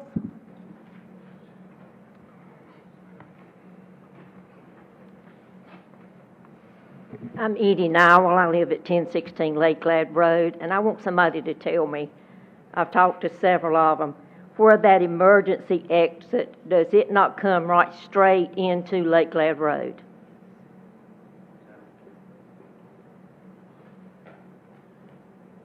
We can have the It went right there. Does it go right straight into Lake Glad Road? I don't know what y'all have against our community on Lake Glad. You're cramming it through subdivisions, adding more and more people, and you think it's great so y'all can take a drink and walk down Main Street. I think it's a shame. We love our country out there. I moved out of Wendell because I didn't want it so crowded. But then now you put a subdivision on the right of me, you put one on the left side of me, and then you're going to turn traffic out of this subdivision onto Lake Glad Road.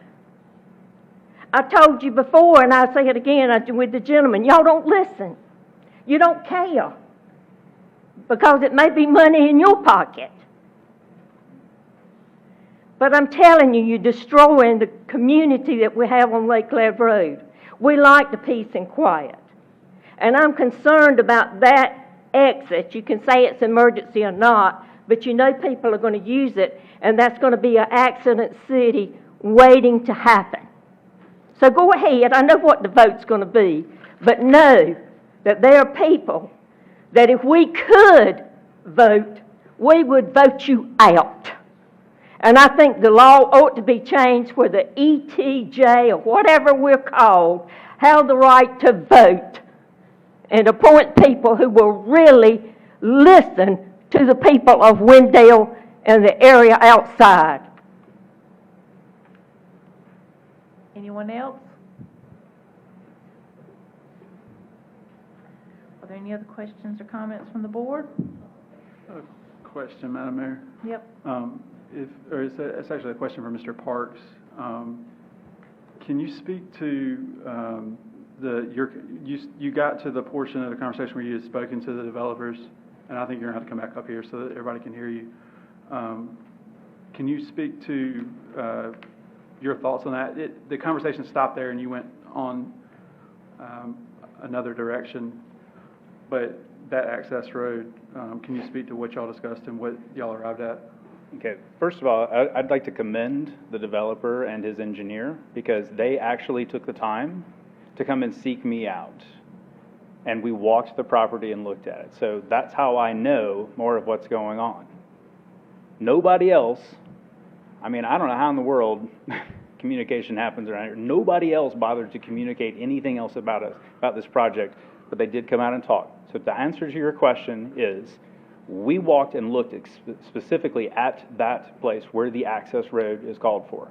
I mean, I'll tell you, if I'd have known that this was going forward and the requirement was going to be made for an access road, I certainly would have been shouting from the mountaintops. As a matter of fact, what was shared with me as we walked the property is not that the developer voluntarily chose to put in this access road, but was instead told you'll put in this access road if you'd like to get this project to move forward. Now, I looked at the access road and said, what the heck?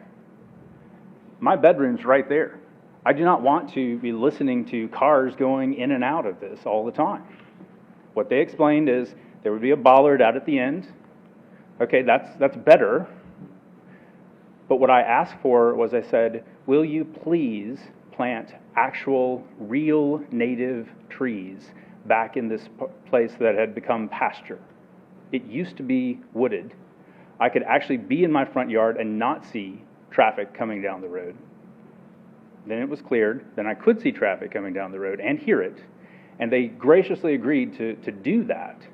And I said, please plant the actual native trees, the red oaks, the white oaks, the maples, the gums, everything else. I mean, we walked around. I showed them, these are the trees that we have right here. And they agreed to do that. So I'm grateful for that. But golly gee whiz, I sure would have loved to have known about this back when we had a meeting back in March of this year. I would have loved to have known that this was going on. I mean, guys, I got 5 kids. I'm running a business. I'm taking time out of my evening to come and do something with a town I don't even live in. Doesn't make any sense. You guys need to direct your town staff to communicate better. You can go above and beyond what is actually required, okay? Does that answer your question? Yes, sir. Thank you. Got one for staff. So the alignment of the access road, I believe is now, that is pretty close, directly across from, right at Lake Glad Road? No, it's north of Lake Glad. Okay. So this is going to be...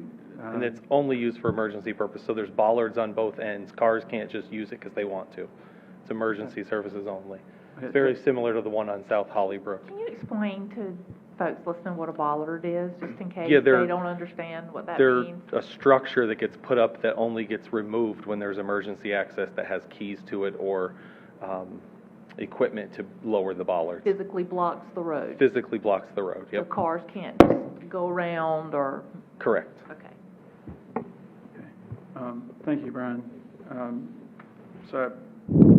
And this is just a comment, but so I previously had a concern, even with the bollards, of it being within the line of sight of Lake Glad,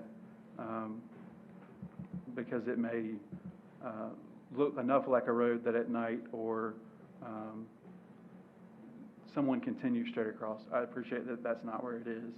I would love, I think similar to Dr. Lutz, or I think similar to all of us, if we could get a visual representation of what, and I know that some of this is going to be dependent on DOT, but of what that corridor will look like as far as roads, and trying to address in Mr. Vaughn's comments so we have a full understanding of what's there. I'd like to see that. I will say that I understand the layout of the site. I'm not a fan of that access road.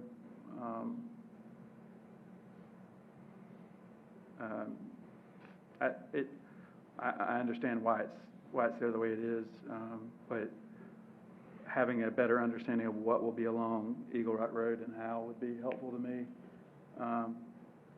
In understanding that, I rode through the Glenmere community today, and the product is a nice product, but a little bit better understanding of the roadway is certainly something that I would ask for, and I'm not. That would be helpful to me. I'm not confident where the rest of the board is on this, but I'd like an understanding of that.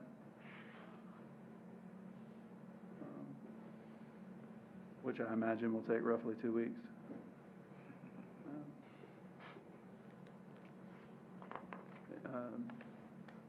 So I'm happy to make that motion to. Let's close the public hearing first, make sure we don't have any more questions. Are there any other questions? Come on. All right. I'm not pretending to be a designer, and I was scaling it off my phone, but it looks like it's about 700 feet between the main driveway and then to Lake Glad.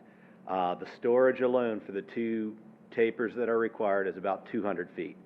The D-cell for each one would be about 150 to 200 feet apiece, so we're already up to like 500 to 600 feet of the 700. Between the tapers, it would be, and once again, it is a DOT call, but my guess is the tapers are longer than that, so they're going to say maintain a three-lane section throughout there, because you're not going, the tapers would be overlapping essentially. Once again, I'm not with DOT. I'm roughly scaling it off on the phone to try to get an answer, but it does look like it's about 700 feet, and that's what we'd be looking at, pulling up the driveway manual for DOT with the D-cells and such. So just hoping to help out a little bit, but that would be my gut, is it is a 3-lane section for that. Thank you. Any other comments from the board? I have a question. Sure. Can town staff just comment to timeline for the intersection of Eagle Rock and Wendell Falls Parkway, as far as that improvement, if we know anything, or just? As the board may recall, in this current fiscal year budget, the Eagle Rock Road, Wendell Falls Parkway study is a funded study to do the alignment for that, as well as 2 other projects. So this fiscal year, what would be funded would be getting to a design alignment for that intersection, and getting the encroachment agreement in place for the town to be able to do an improvement in a DOT intersection outside of town jurisdiction. So that's what I got at this point. Okay. It's an interesting intersection in that the growth in the town of Wendell does not impact that intersection at this time. The lots that have been created are in Wendell Falls, between that and the interstate. So the current traffic impacting the roads, we don't have any lots that are adding to that at this point. They're just starting to get permitted on the east side of Wendell, and none of the developments on Lake Glad Road have even had any work, much less permits done. So from a town perspective, the town's impact and interest in this area is new. The Johnston County impact on these intersections and the realization of a traditional population in town when that road connection was made to the interstate that kept people from going out Wendell Boulevard and then coming back, provided a shortcut for people in Johnston County looking to get around construction on 40 and a couple of the other roads that are happening now, and growth in that part of Johnston County, combined with existing population in Wendell taking that shortcut instead of going out to Wendell Boulevard.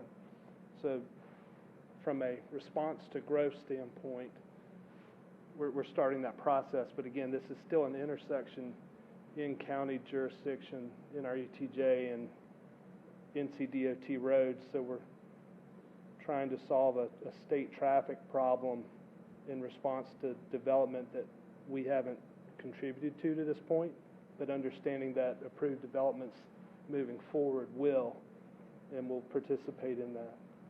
So hopefully that helps explain that a little bit. And I did my normal dance of not committing to a capital number or time. Very well. Okay. No, I understand. My understanding, what I've heard from y'all is this is a high priority project that needs to get done as soon as we can. And I'm just hedging on it's not in our jurisdiction. It requires NCDOT approval on anything we design, and we want to get to that design as soon as possible this year. Yeah, that's fine. I had a couple of questions. People reached out to me, asked me that question just from their standpoint, so I was just, since it came up tonight. Thank you. Thank you. Any other questions from the board? I can make a quick comment if I can, Madam Mayor. I'd say as a whole, I'm not opposed to development of the product that is within the development. Where I'm struggling is, we've got a home, we've got a road coming in, we've got 5 or 6 homes there in a new development. Then we have an existing residence, we have an emergency access drive, we have Lake Glad intersection, and then we have a home. So there's a whole lot going on there.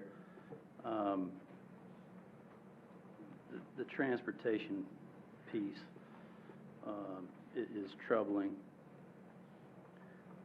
We've got a big tract beside it that belongs to Wake County. Obviously there's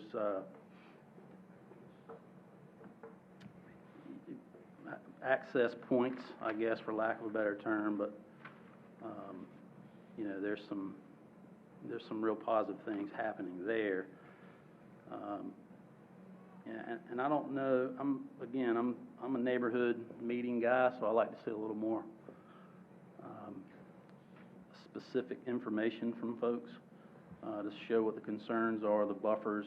We had a conversation apparently with Mr. Parks, but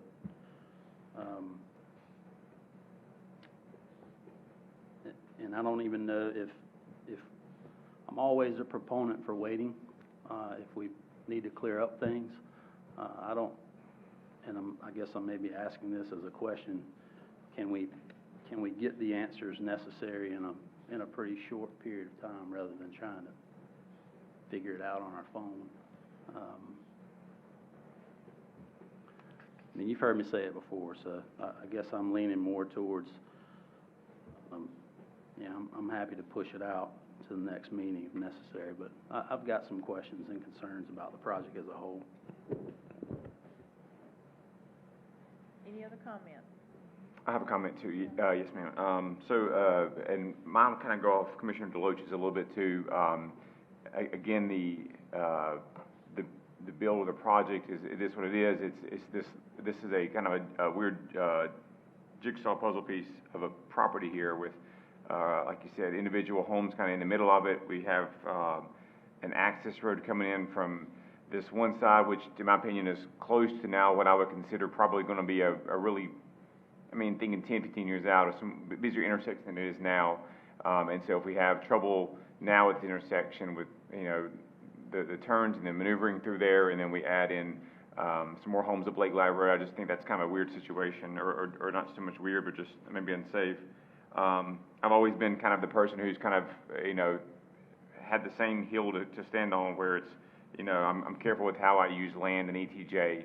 And with a property like this that's right above a incredible resource of ours, which is, park space, I have 2 people I'm kind of looking out for. That's the park, and that's the folks in the area there too. So to me, it's just not enough of an appeal to overlook those things there too. And I'm sure that's probably not much surprise, but that's just kind of where I stand on this piece. I think the roads are kind of the ingress, egress points are tough. I think it could be very unsafe.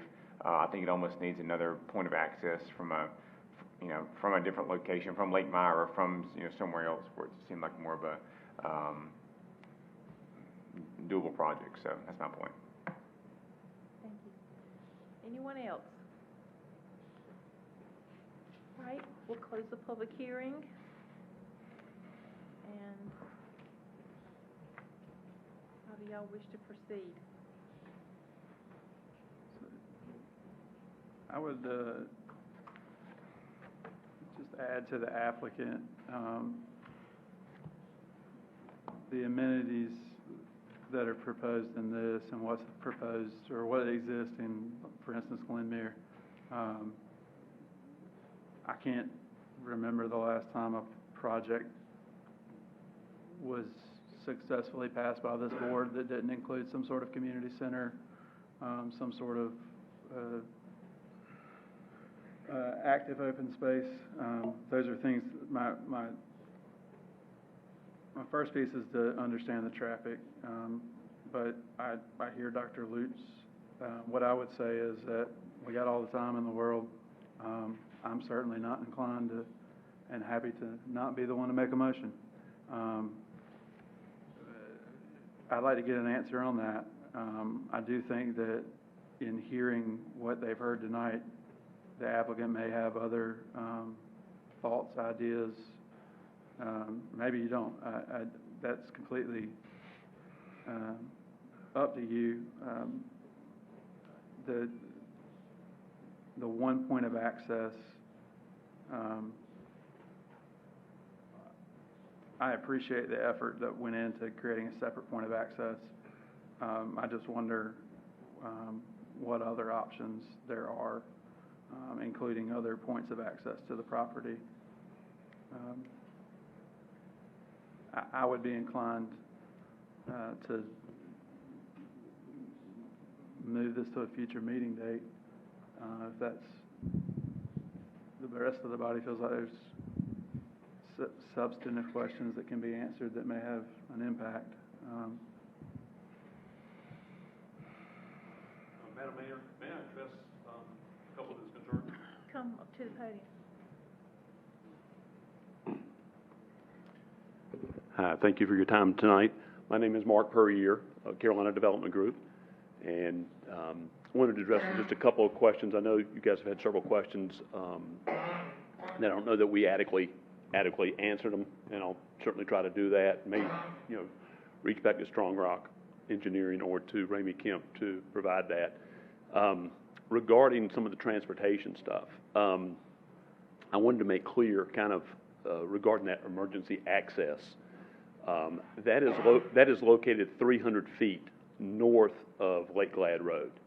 So there's no alignment or a car that would be at the stop sign of Lake Glad and Eagle Rock would not want to go straight across into that. They would go straight across into the creek. It's only 24 feet wide there, and as Brian mentioned, the bollards are about waist high, pretty big around. There would not be an opportunity for a car, to turn in there. That also would be something that is only used. I mean, there's a chance in the next 100 years that no vehicle would ever drive on that emergency access. It is strictly for if there is an accident at the intersection that also happen to be blocking the entrance into the neighborhood. So just wanted to clarify that a little bit, as far as that's not something that there's going to be motor vehicle traffic on. It's going to resemble more of like a walking path. It's only 24 feet wide, and it kind of runs along the creek there, and that's the area where we had, met with Mr. Parks and agreed to do the additional vegetation, returning it to its natural vegetation, and of course adding some trees and vegetation. Regarding a second access point, just wanted to let you know that the property owner along that we border there on the what's considered the north, it looks like it's the west border here as you look at the map. That is Mr. Williford. We met with him on 3 or 4 different occasions in trying to obtain a second access point into the neighborhood for both vehicles as well as emergency access. That was not something that we were able to. We even discussed an easement with him, and he declined that. So basically, the reason we have the one access point, also another reason that we agreed to have a turn lane coming from Johnston County as you're heading north on Eagle Rock, to have that just safe maneuver for a car to be in a turn lane, versus, just holding up traffic, backing up, south on Eagle Rock Road. Any other questions that you guys felt like just hadn't quite been clearly answered?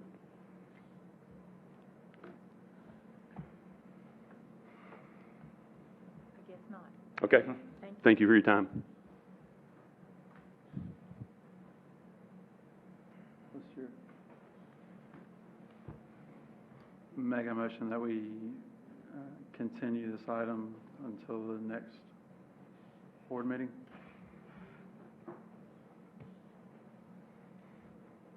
A motion to table this until our next board meeting. Is there any discussion on the motion? All in favor? Aye. All right. All right, we're going to take a 10-minute recess. 9:25, that's 11. We're starting back.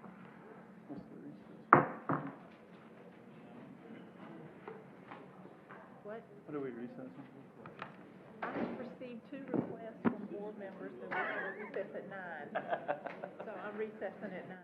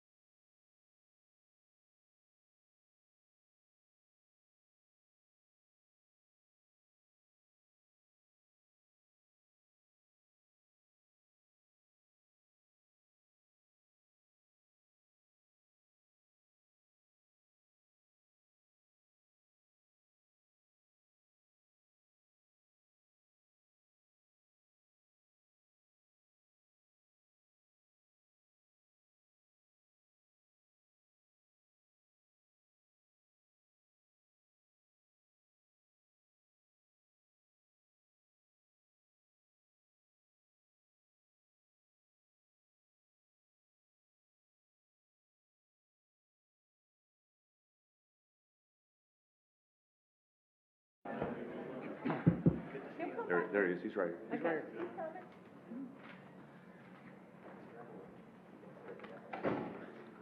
All right, we'll move into our administrative items now. Item 6A is the authorization to participate in a memorandum of understanding between Wake County Economic Development and Creative Economic Development Consulting for a county-wide industrial site identification study. Mr. Garner. Good evening. So this is, by and large, an agreement mostly between Creative Economic Development Consulting and Wake County Economic Development. So it only affects us in that it benefits us, and they wanted every community to sort of be on board, and that's why they created this MOU document for everyone's review. So like I said, they've contracted with Creative Economic Development Consulting, which is an economic development consulting firm out of Elkin, North Carolina. I actually just attended a presentation by their founder, Crystal Morphus, and she does really great work all throughout the state. The MOU calls for a phased process, wherein they would engage with us initially to get our documents as far as land planning is concerned, as far as what areas we identify as our growth areas for commercial and industrial properties. They would work directly with us, and again, with those documents that you guys have already approved, like Blueprint Wendell. They would move on then to a sort of internal process assessing sites and areas within Wendell and our ETJ and Wake County, looking at GIS data, traffic studies, current zoning, transportation, tax values, adjacent land uses, bodies of water, wetlands, things like that. And they would come up with their list of sites alongside our values as far as sites are concerned. Then they would come out and do site visits. So somebody from Wake County Economic Development, along with city staff and the consultant, would come and do a site visit analysis as if they were a prospect. So they're going to come and look at the sites that they've identified in Wendell, look at them as if they were choosing to locate in Wendell. Here's what needs to be improved. Here's what we like about the site, and comparing the sites. And then ultimately, they would narrow it down to a priority site within Wendell. Every municipality in Wake County is guaranteed a priority site. That site would then be a part of a priority site list for all of Wake County, so that when Wake County Economic Development is presenting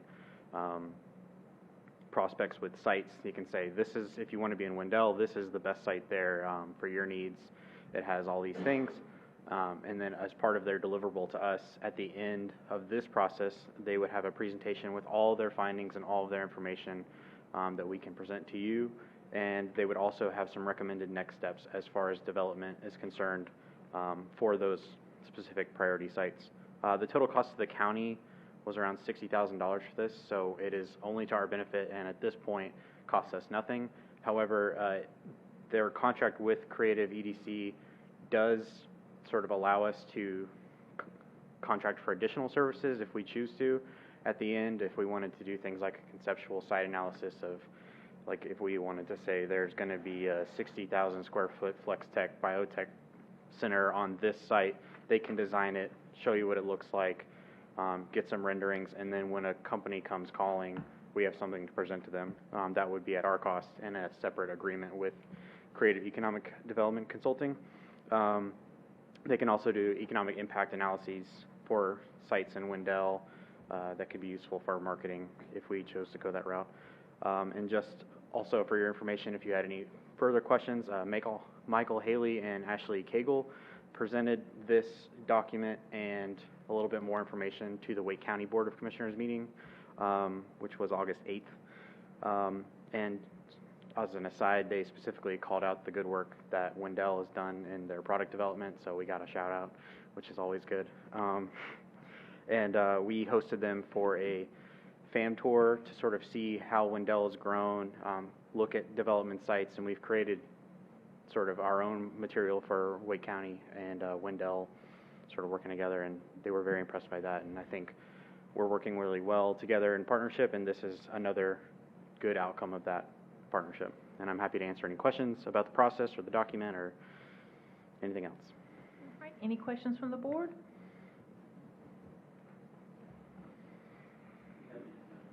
Yeah, very exciting. No cost. Madam Mayor, I move we approve the execution of the MOU with Wake County Economic Development. So we have a motion to approve the execution of the Memorandum of Understanding with Wake County Economic Development. Is there any discussion on the motion? All right, all in favor? Aye. All right, thank y'all. Other business, update on board committees by town board members. Campo, Commissioner Eatman. Thank you, Mayor. We had a Campo board meeting last week, and running through a few highlights as I do every month. We did approve the LAP program and target modal investment mix for the fiscal year, for next fiscal year, with no substantial changes. I know that that's something that staff will be thinking about and talking about a lot in the coming weeks and months, in alignment with projects and other priorities that we've laid out in our plans. As the manager says, stick to the plan. We've got a lot of them, and they all work together in a good way. Also, some extensive conversation about an organizational study for Campo, just about how the organization itself is structured, as well as the host municipality or host local government or entity. Currently, the city of Raleigh is the host, and just some ongoing conversation about what that looks like going forward and how the organization is structured. Got an interesting update on commuter rail in the Triangle, that ongoing conversation about regional commuter rail that I've mentioned a few times in these meetings. As is probably no surprise to anybody, project of that scale, and most any construction capital project today is expensive and getting more expensive all the time. Inflation certainly has had a big impact on the construction sector, and for the rail construction sector for that matter. So some ongoing conversation about how that sort of process and project could move forward, whether there's a value in phasing a commuter rail project, or whether you really need to do the whole thing to be able to make it worth the investment. And I think that's a conversation that'll continue regionally, and I think something that I'd appreciate feedback from the board on, and people in town. If y'all have thoughts, it is sort of abstract in the sense that the conversation currently is about the North Carolina Railroad corridor that goes from Durham down to Smithfield, especially down to the Garner section. So not directly impacting Wendell, but part of that regional conversation about transportation, where our region's priorities are for transportation. And I think the thing I've really kept in mind and mentioned a few times in the past to you all is that while this particular commuter rail project might not have a direct implication or impact on the town of Wendell, creating and spurring the conversation about commuter rail could have a future benefit to Wendell, since we do have a rail line that exists in town. So like all big transportation funding priorities, it's just a question of balancing priorities and resources and figuring out where our priorities lay. So I appreciate folks' feedback on those questions specifically, and of course more generally as well. Also got a regular update on Transportation Improvement Plan amendments, as well as the draft State Transportation Improvement Program investment program, the big DOT 10-year plan. You hear about that sometimes. That's sort of the premier state transportation spending, capital spending plan. And earlier in the year, you may have heard that it sort of shrunk a little bit.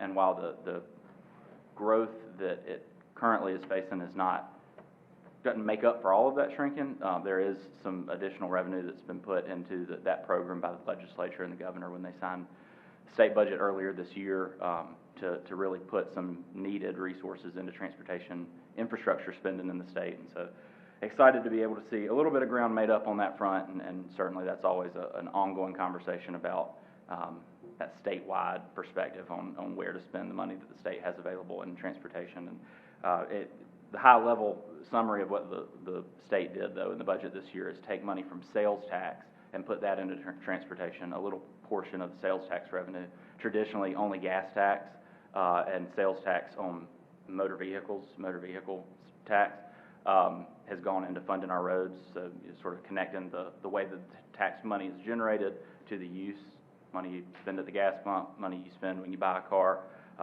fees you pay to DMV. Those things all went into funding our transportation infrastructure. But this year, and to some extent in an unprecedented way, the state directed a portion of our sales tax revenue that's generated from everything people buy in the state into transportation, with the understanding that we can't have a successful economy in our state without a strong transportation network and strong transportation infrastructure. So still connecting the revenues to the use, but expanding beyond the traditional revenues that are being used to support transportation. So that's exciting. It's brought more money in. I think that's a conversation that'll continue. So talk to your friends on Jones Street if you have feedback about how the state should fund transportation. That's all for tonight. Thank you. All right, let's go to our commissioners' comments and start with Commissioner Joyner. Thank you, Madam Mayor. I've got a couple things, and I want to attempt to address one other before I get started on those, and highlight that perspective is everything in life. This room looks completely different to Regina Harmon than it does to me, not because she's Regina and I'm Jason, but because we're sitting on two different sides of the room. And when we come to have these conversations, be it about budget policy or development policy or really any of the conversations we're having, our goal is to show up knowing that regardless of how we sit down in the room, we're going to have different perspectives on that. What is, in my opinion, generally, what is in front of us, whether that's a budget document or a policy document or a development document, is the starting point for that conversation. It's the goal of those of us who have been elected by the citizens of Wendell that sit at the front of this room to help steer that conversation and make sure that the document in front of us, we're actively working to make better. I say actively working to make better because I don't think anyone would show up to a meeting to actively work to make something worse. I think that we all have that common goal when we walk in the door, and I'd love to see the way that we communicate with each other. I believe Mr. Park said that earlier, the way we communicate with each other improve, but not because I care or I think that talking in a nice way is so much better. I think that's what my mom taught me to do, and that's what I'm going to do. But if you choose not to, that's fine. But I think that our collective goal has to be getting to the best place on policy, and that requires that all of us listen to people who have very different perspectives than us and find the best path forward. I don't think it's this board's duty to look at something and say, can't make it better, I'm a no. I don't think it's this board's duty to look at everything that staff says and says, staff said it was good, I think it's a yes. I think it's our job to examine that, but I also think that it's the job of the public and the staff to be informed about those things and to have their perspective and present those in a compelling way that allows us to understand what the issue is. You heard me ask questions earlier tonight, and it was purely because I wanted to get past the thoughts on the larger problem into the specific solutions of what can we do to make that portion of what is bothering you better. When we have those answers, I think we'll see members all up and down this board make motions to try to adopt what can make it better. So with that, I will step off of my soapbox and remind you that if you'd like to buy some artisan soaps or a box, Wendell Market is back September 1st. Meet on Main or Rain on Main was rescheduled October 21st. There's another one on September 16th.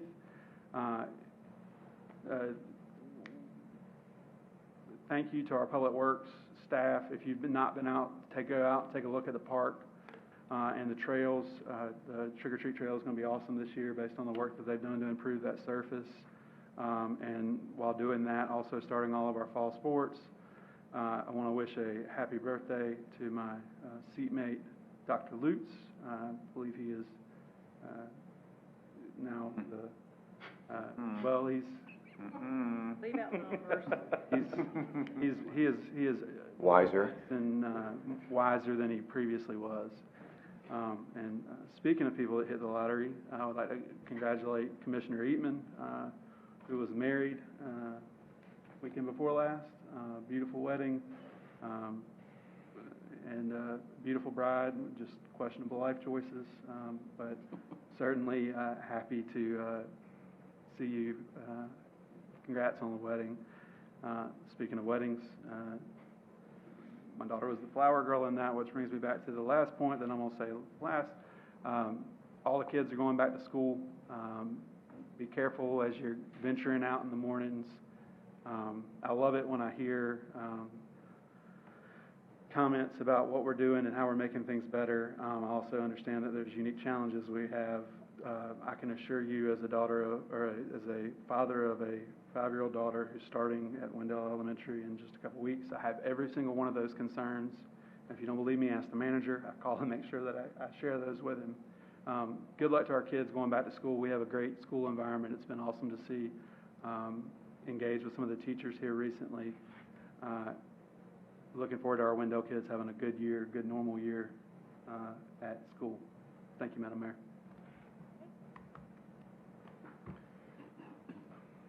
Commissioner Luke? I don't have any comments for tonight. He stole all my good ones. All right. Commissioner Eman?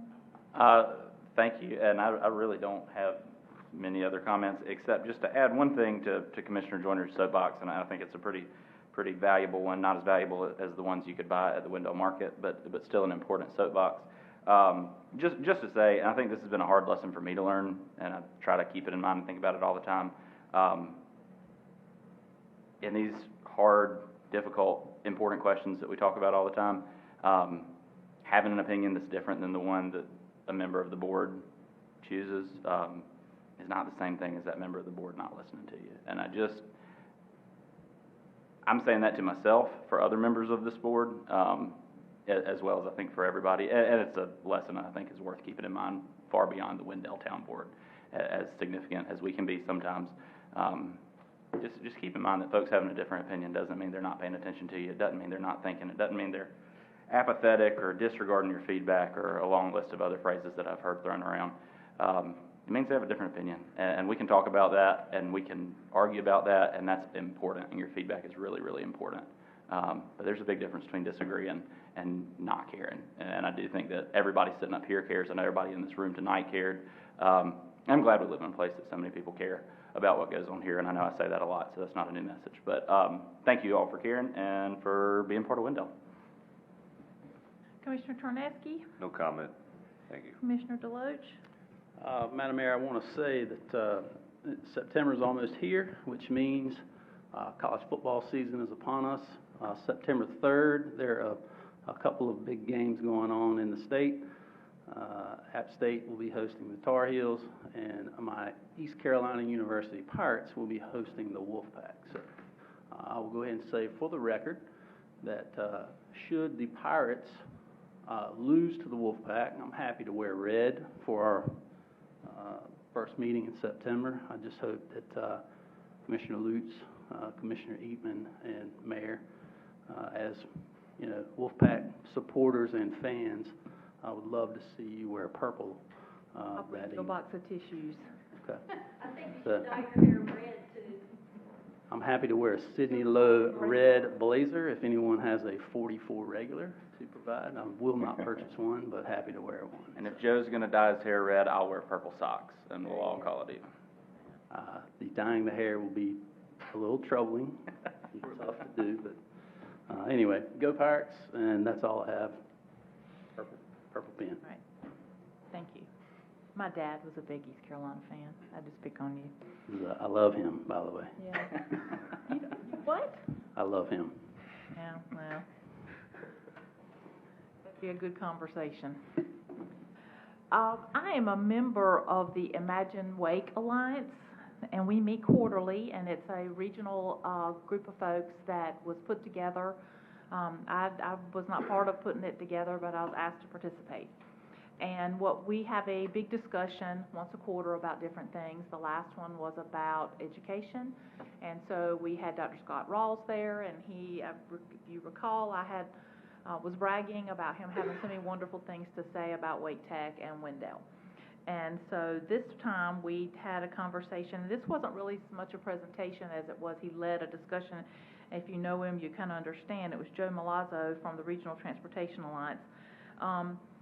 And we discussed transportation, the impact of transportation on affordable housing and all kinds of housing, honestly, the challenges that have been experienced in the most recent years. He just was sharing his experiences, challenges of the 540 expansion.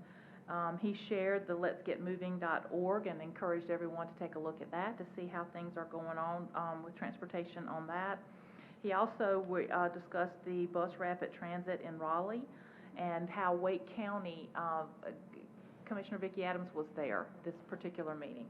And she was talking about how we are going to lose, or Raleigh is going to lose some medians and some trees and some pretty spaces because of the addition of the lane for the bus rapid transit, and there's going to be 5 of those, 4 in Raleigh, 1 in Chapel Hill.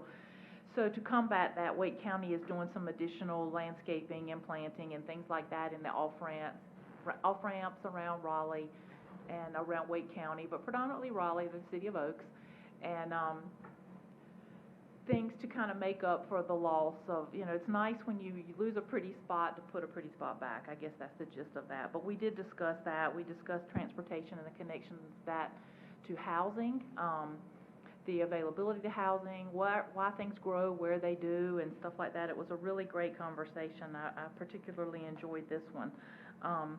We also talked about housing just in general and things that are happening right now. And some of the comments, just some highlights. There are fewer pre-sales right now and more specs because of unpredictability in the market. Lenders, there's a lender that's in that group. We're making adjustments to help buyers, particularly first-time buyers, but to help buyers right now. And builders are planning for supply chain issues now. And one interesting thing, there was one builder there who I won't say who it was, but apparently they have a gigantic warehouse full of windows and doors and stoves and refrigerators and all the things. And it kind of makes me think we're changing from supply issues to hoarding issues. I mean, gigantic warehouses, so that they will have the availability as they are building. So I thought that was interesting. Sometimes in life you have to do what you have to do to keep things moving. So I also want to tell you, I was contacted by Mr. Frank Doherty, who does our bird walks in Wendell, and he told me that his last walk in August was very successful, which is unusual because of the temperature, and August is typically not his busiest bird walk. But he also told me that we were recognized by the Audubon Society for being the first in the state to complete the requirements for the Carolina Bird Atlas, which is kind of cool, I think. I like it when we do things first. And he said that our Audubon representative was actually recognized recently for this, as was the Wendell Community Park, and they even mentioned the future Lake Myra Park as an opportunity to expand what they're doing. So I thought that was exciting. It takes a lot of people have a lot of different interests, and I think there's a lot of folks that come and go walk around and look at birds and nature and things with him, and so that's really nice. And I sure appreciate Mr. Doherty. He gives very generously of his time and expertise on our behalf, and I've said it before, he asks for nothing in return. Quick reminder, we've already heard the Wendell Makers Mark is coming back Thursday, September 1st at the Campins Row event space. It's always a great time, beautiful things out there. I'd encourage you to come and check it out. And I think that's all. Do I have a motion to adjourn? So moved. Okay, we're adjourned.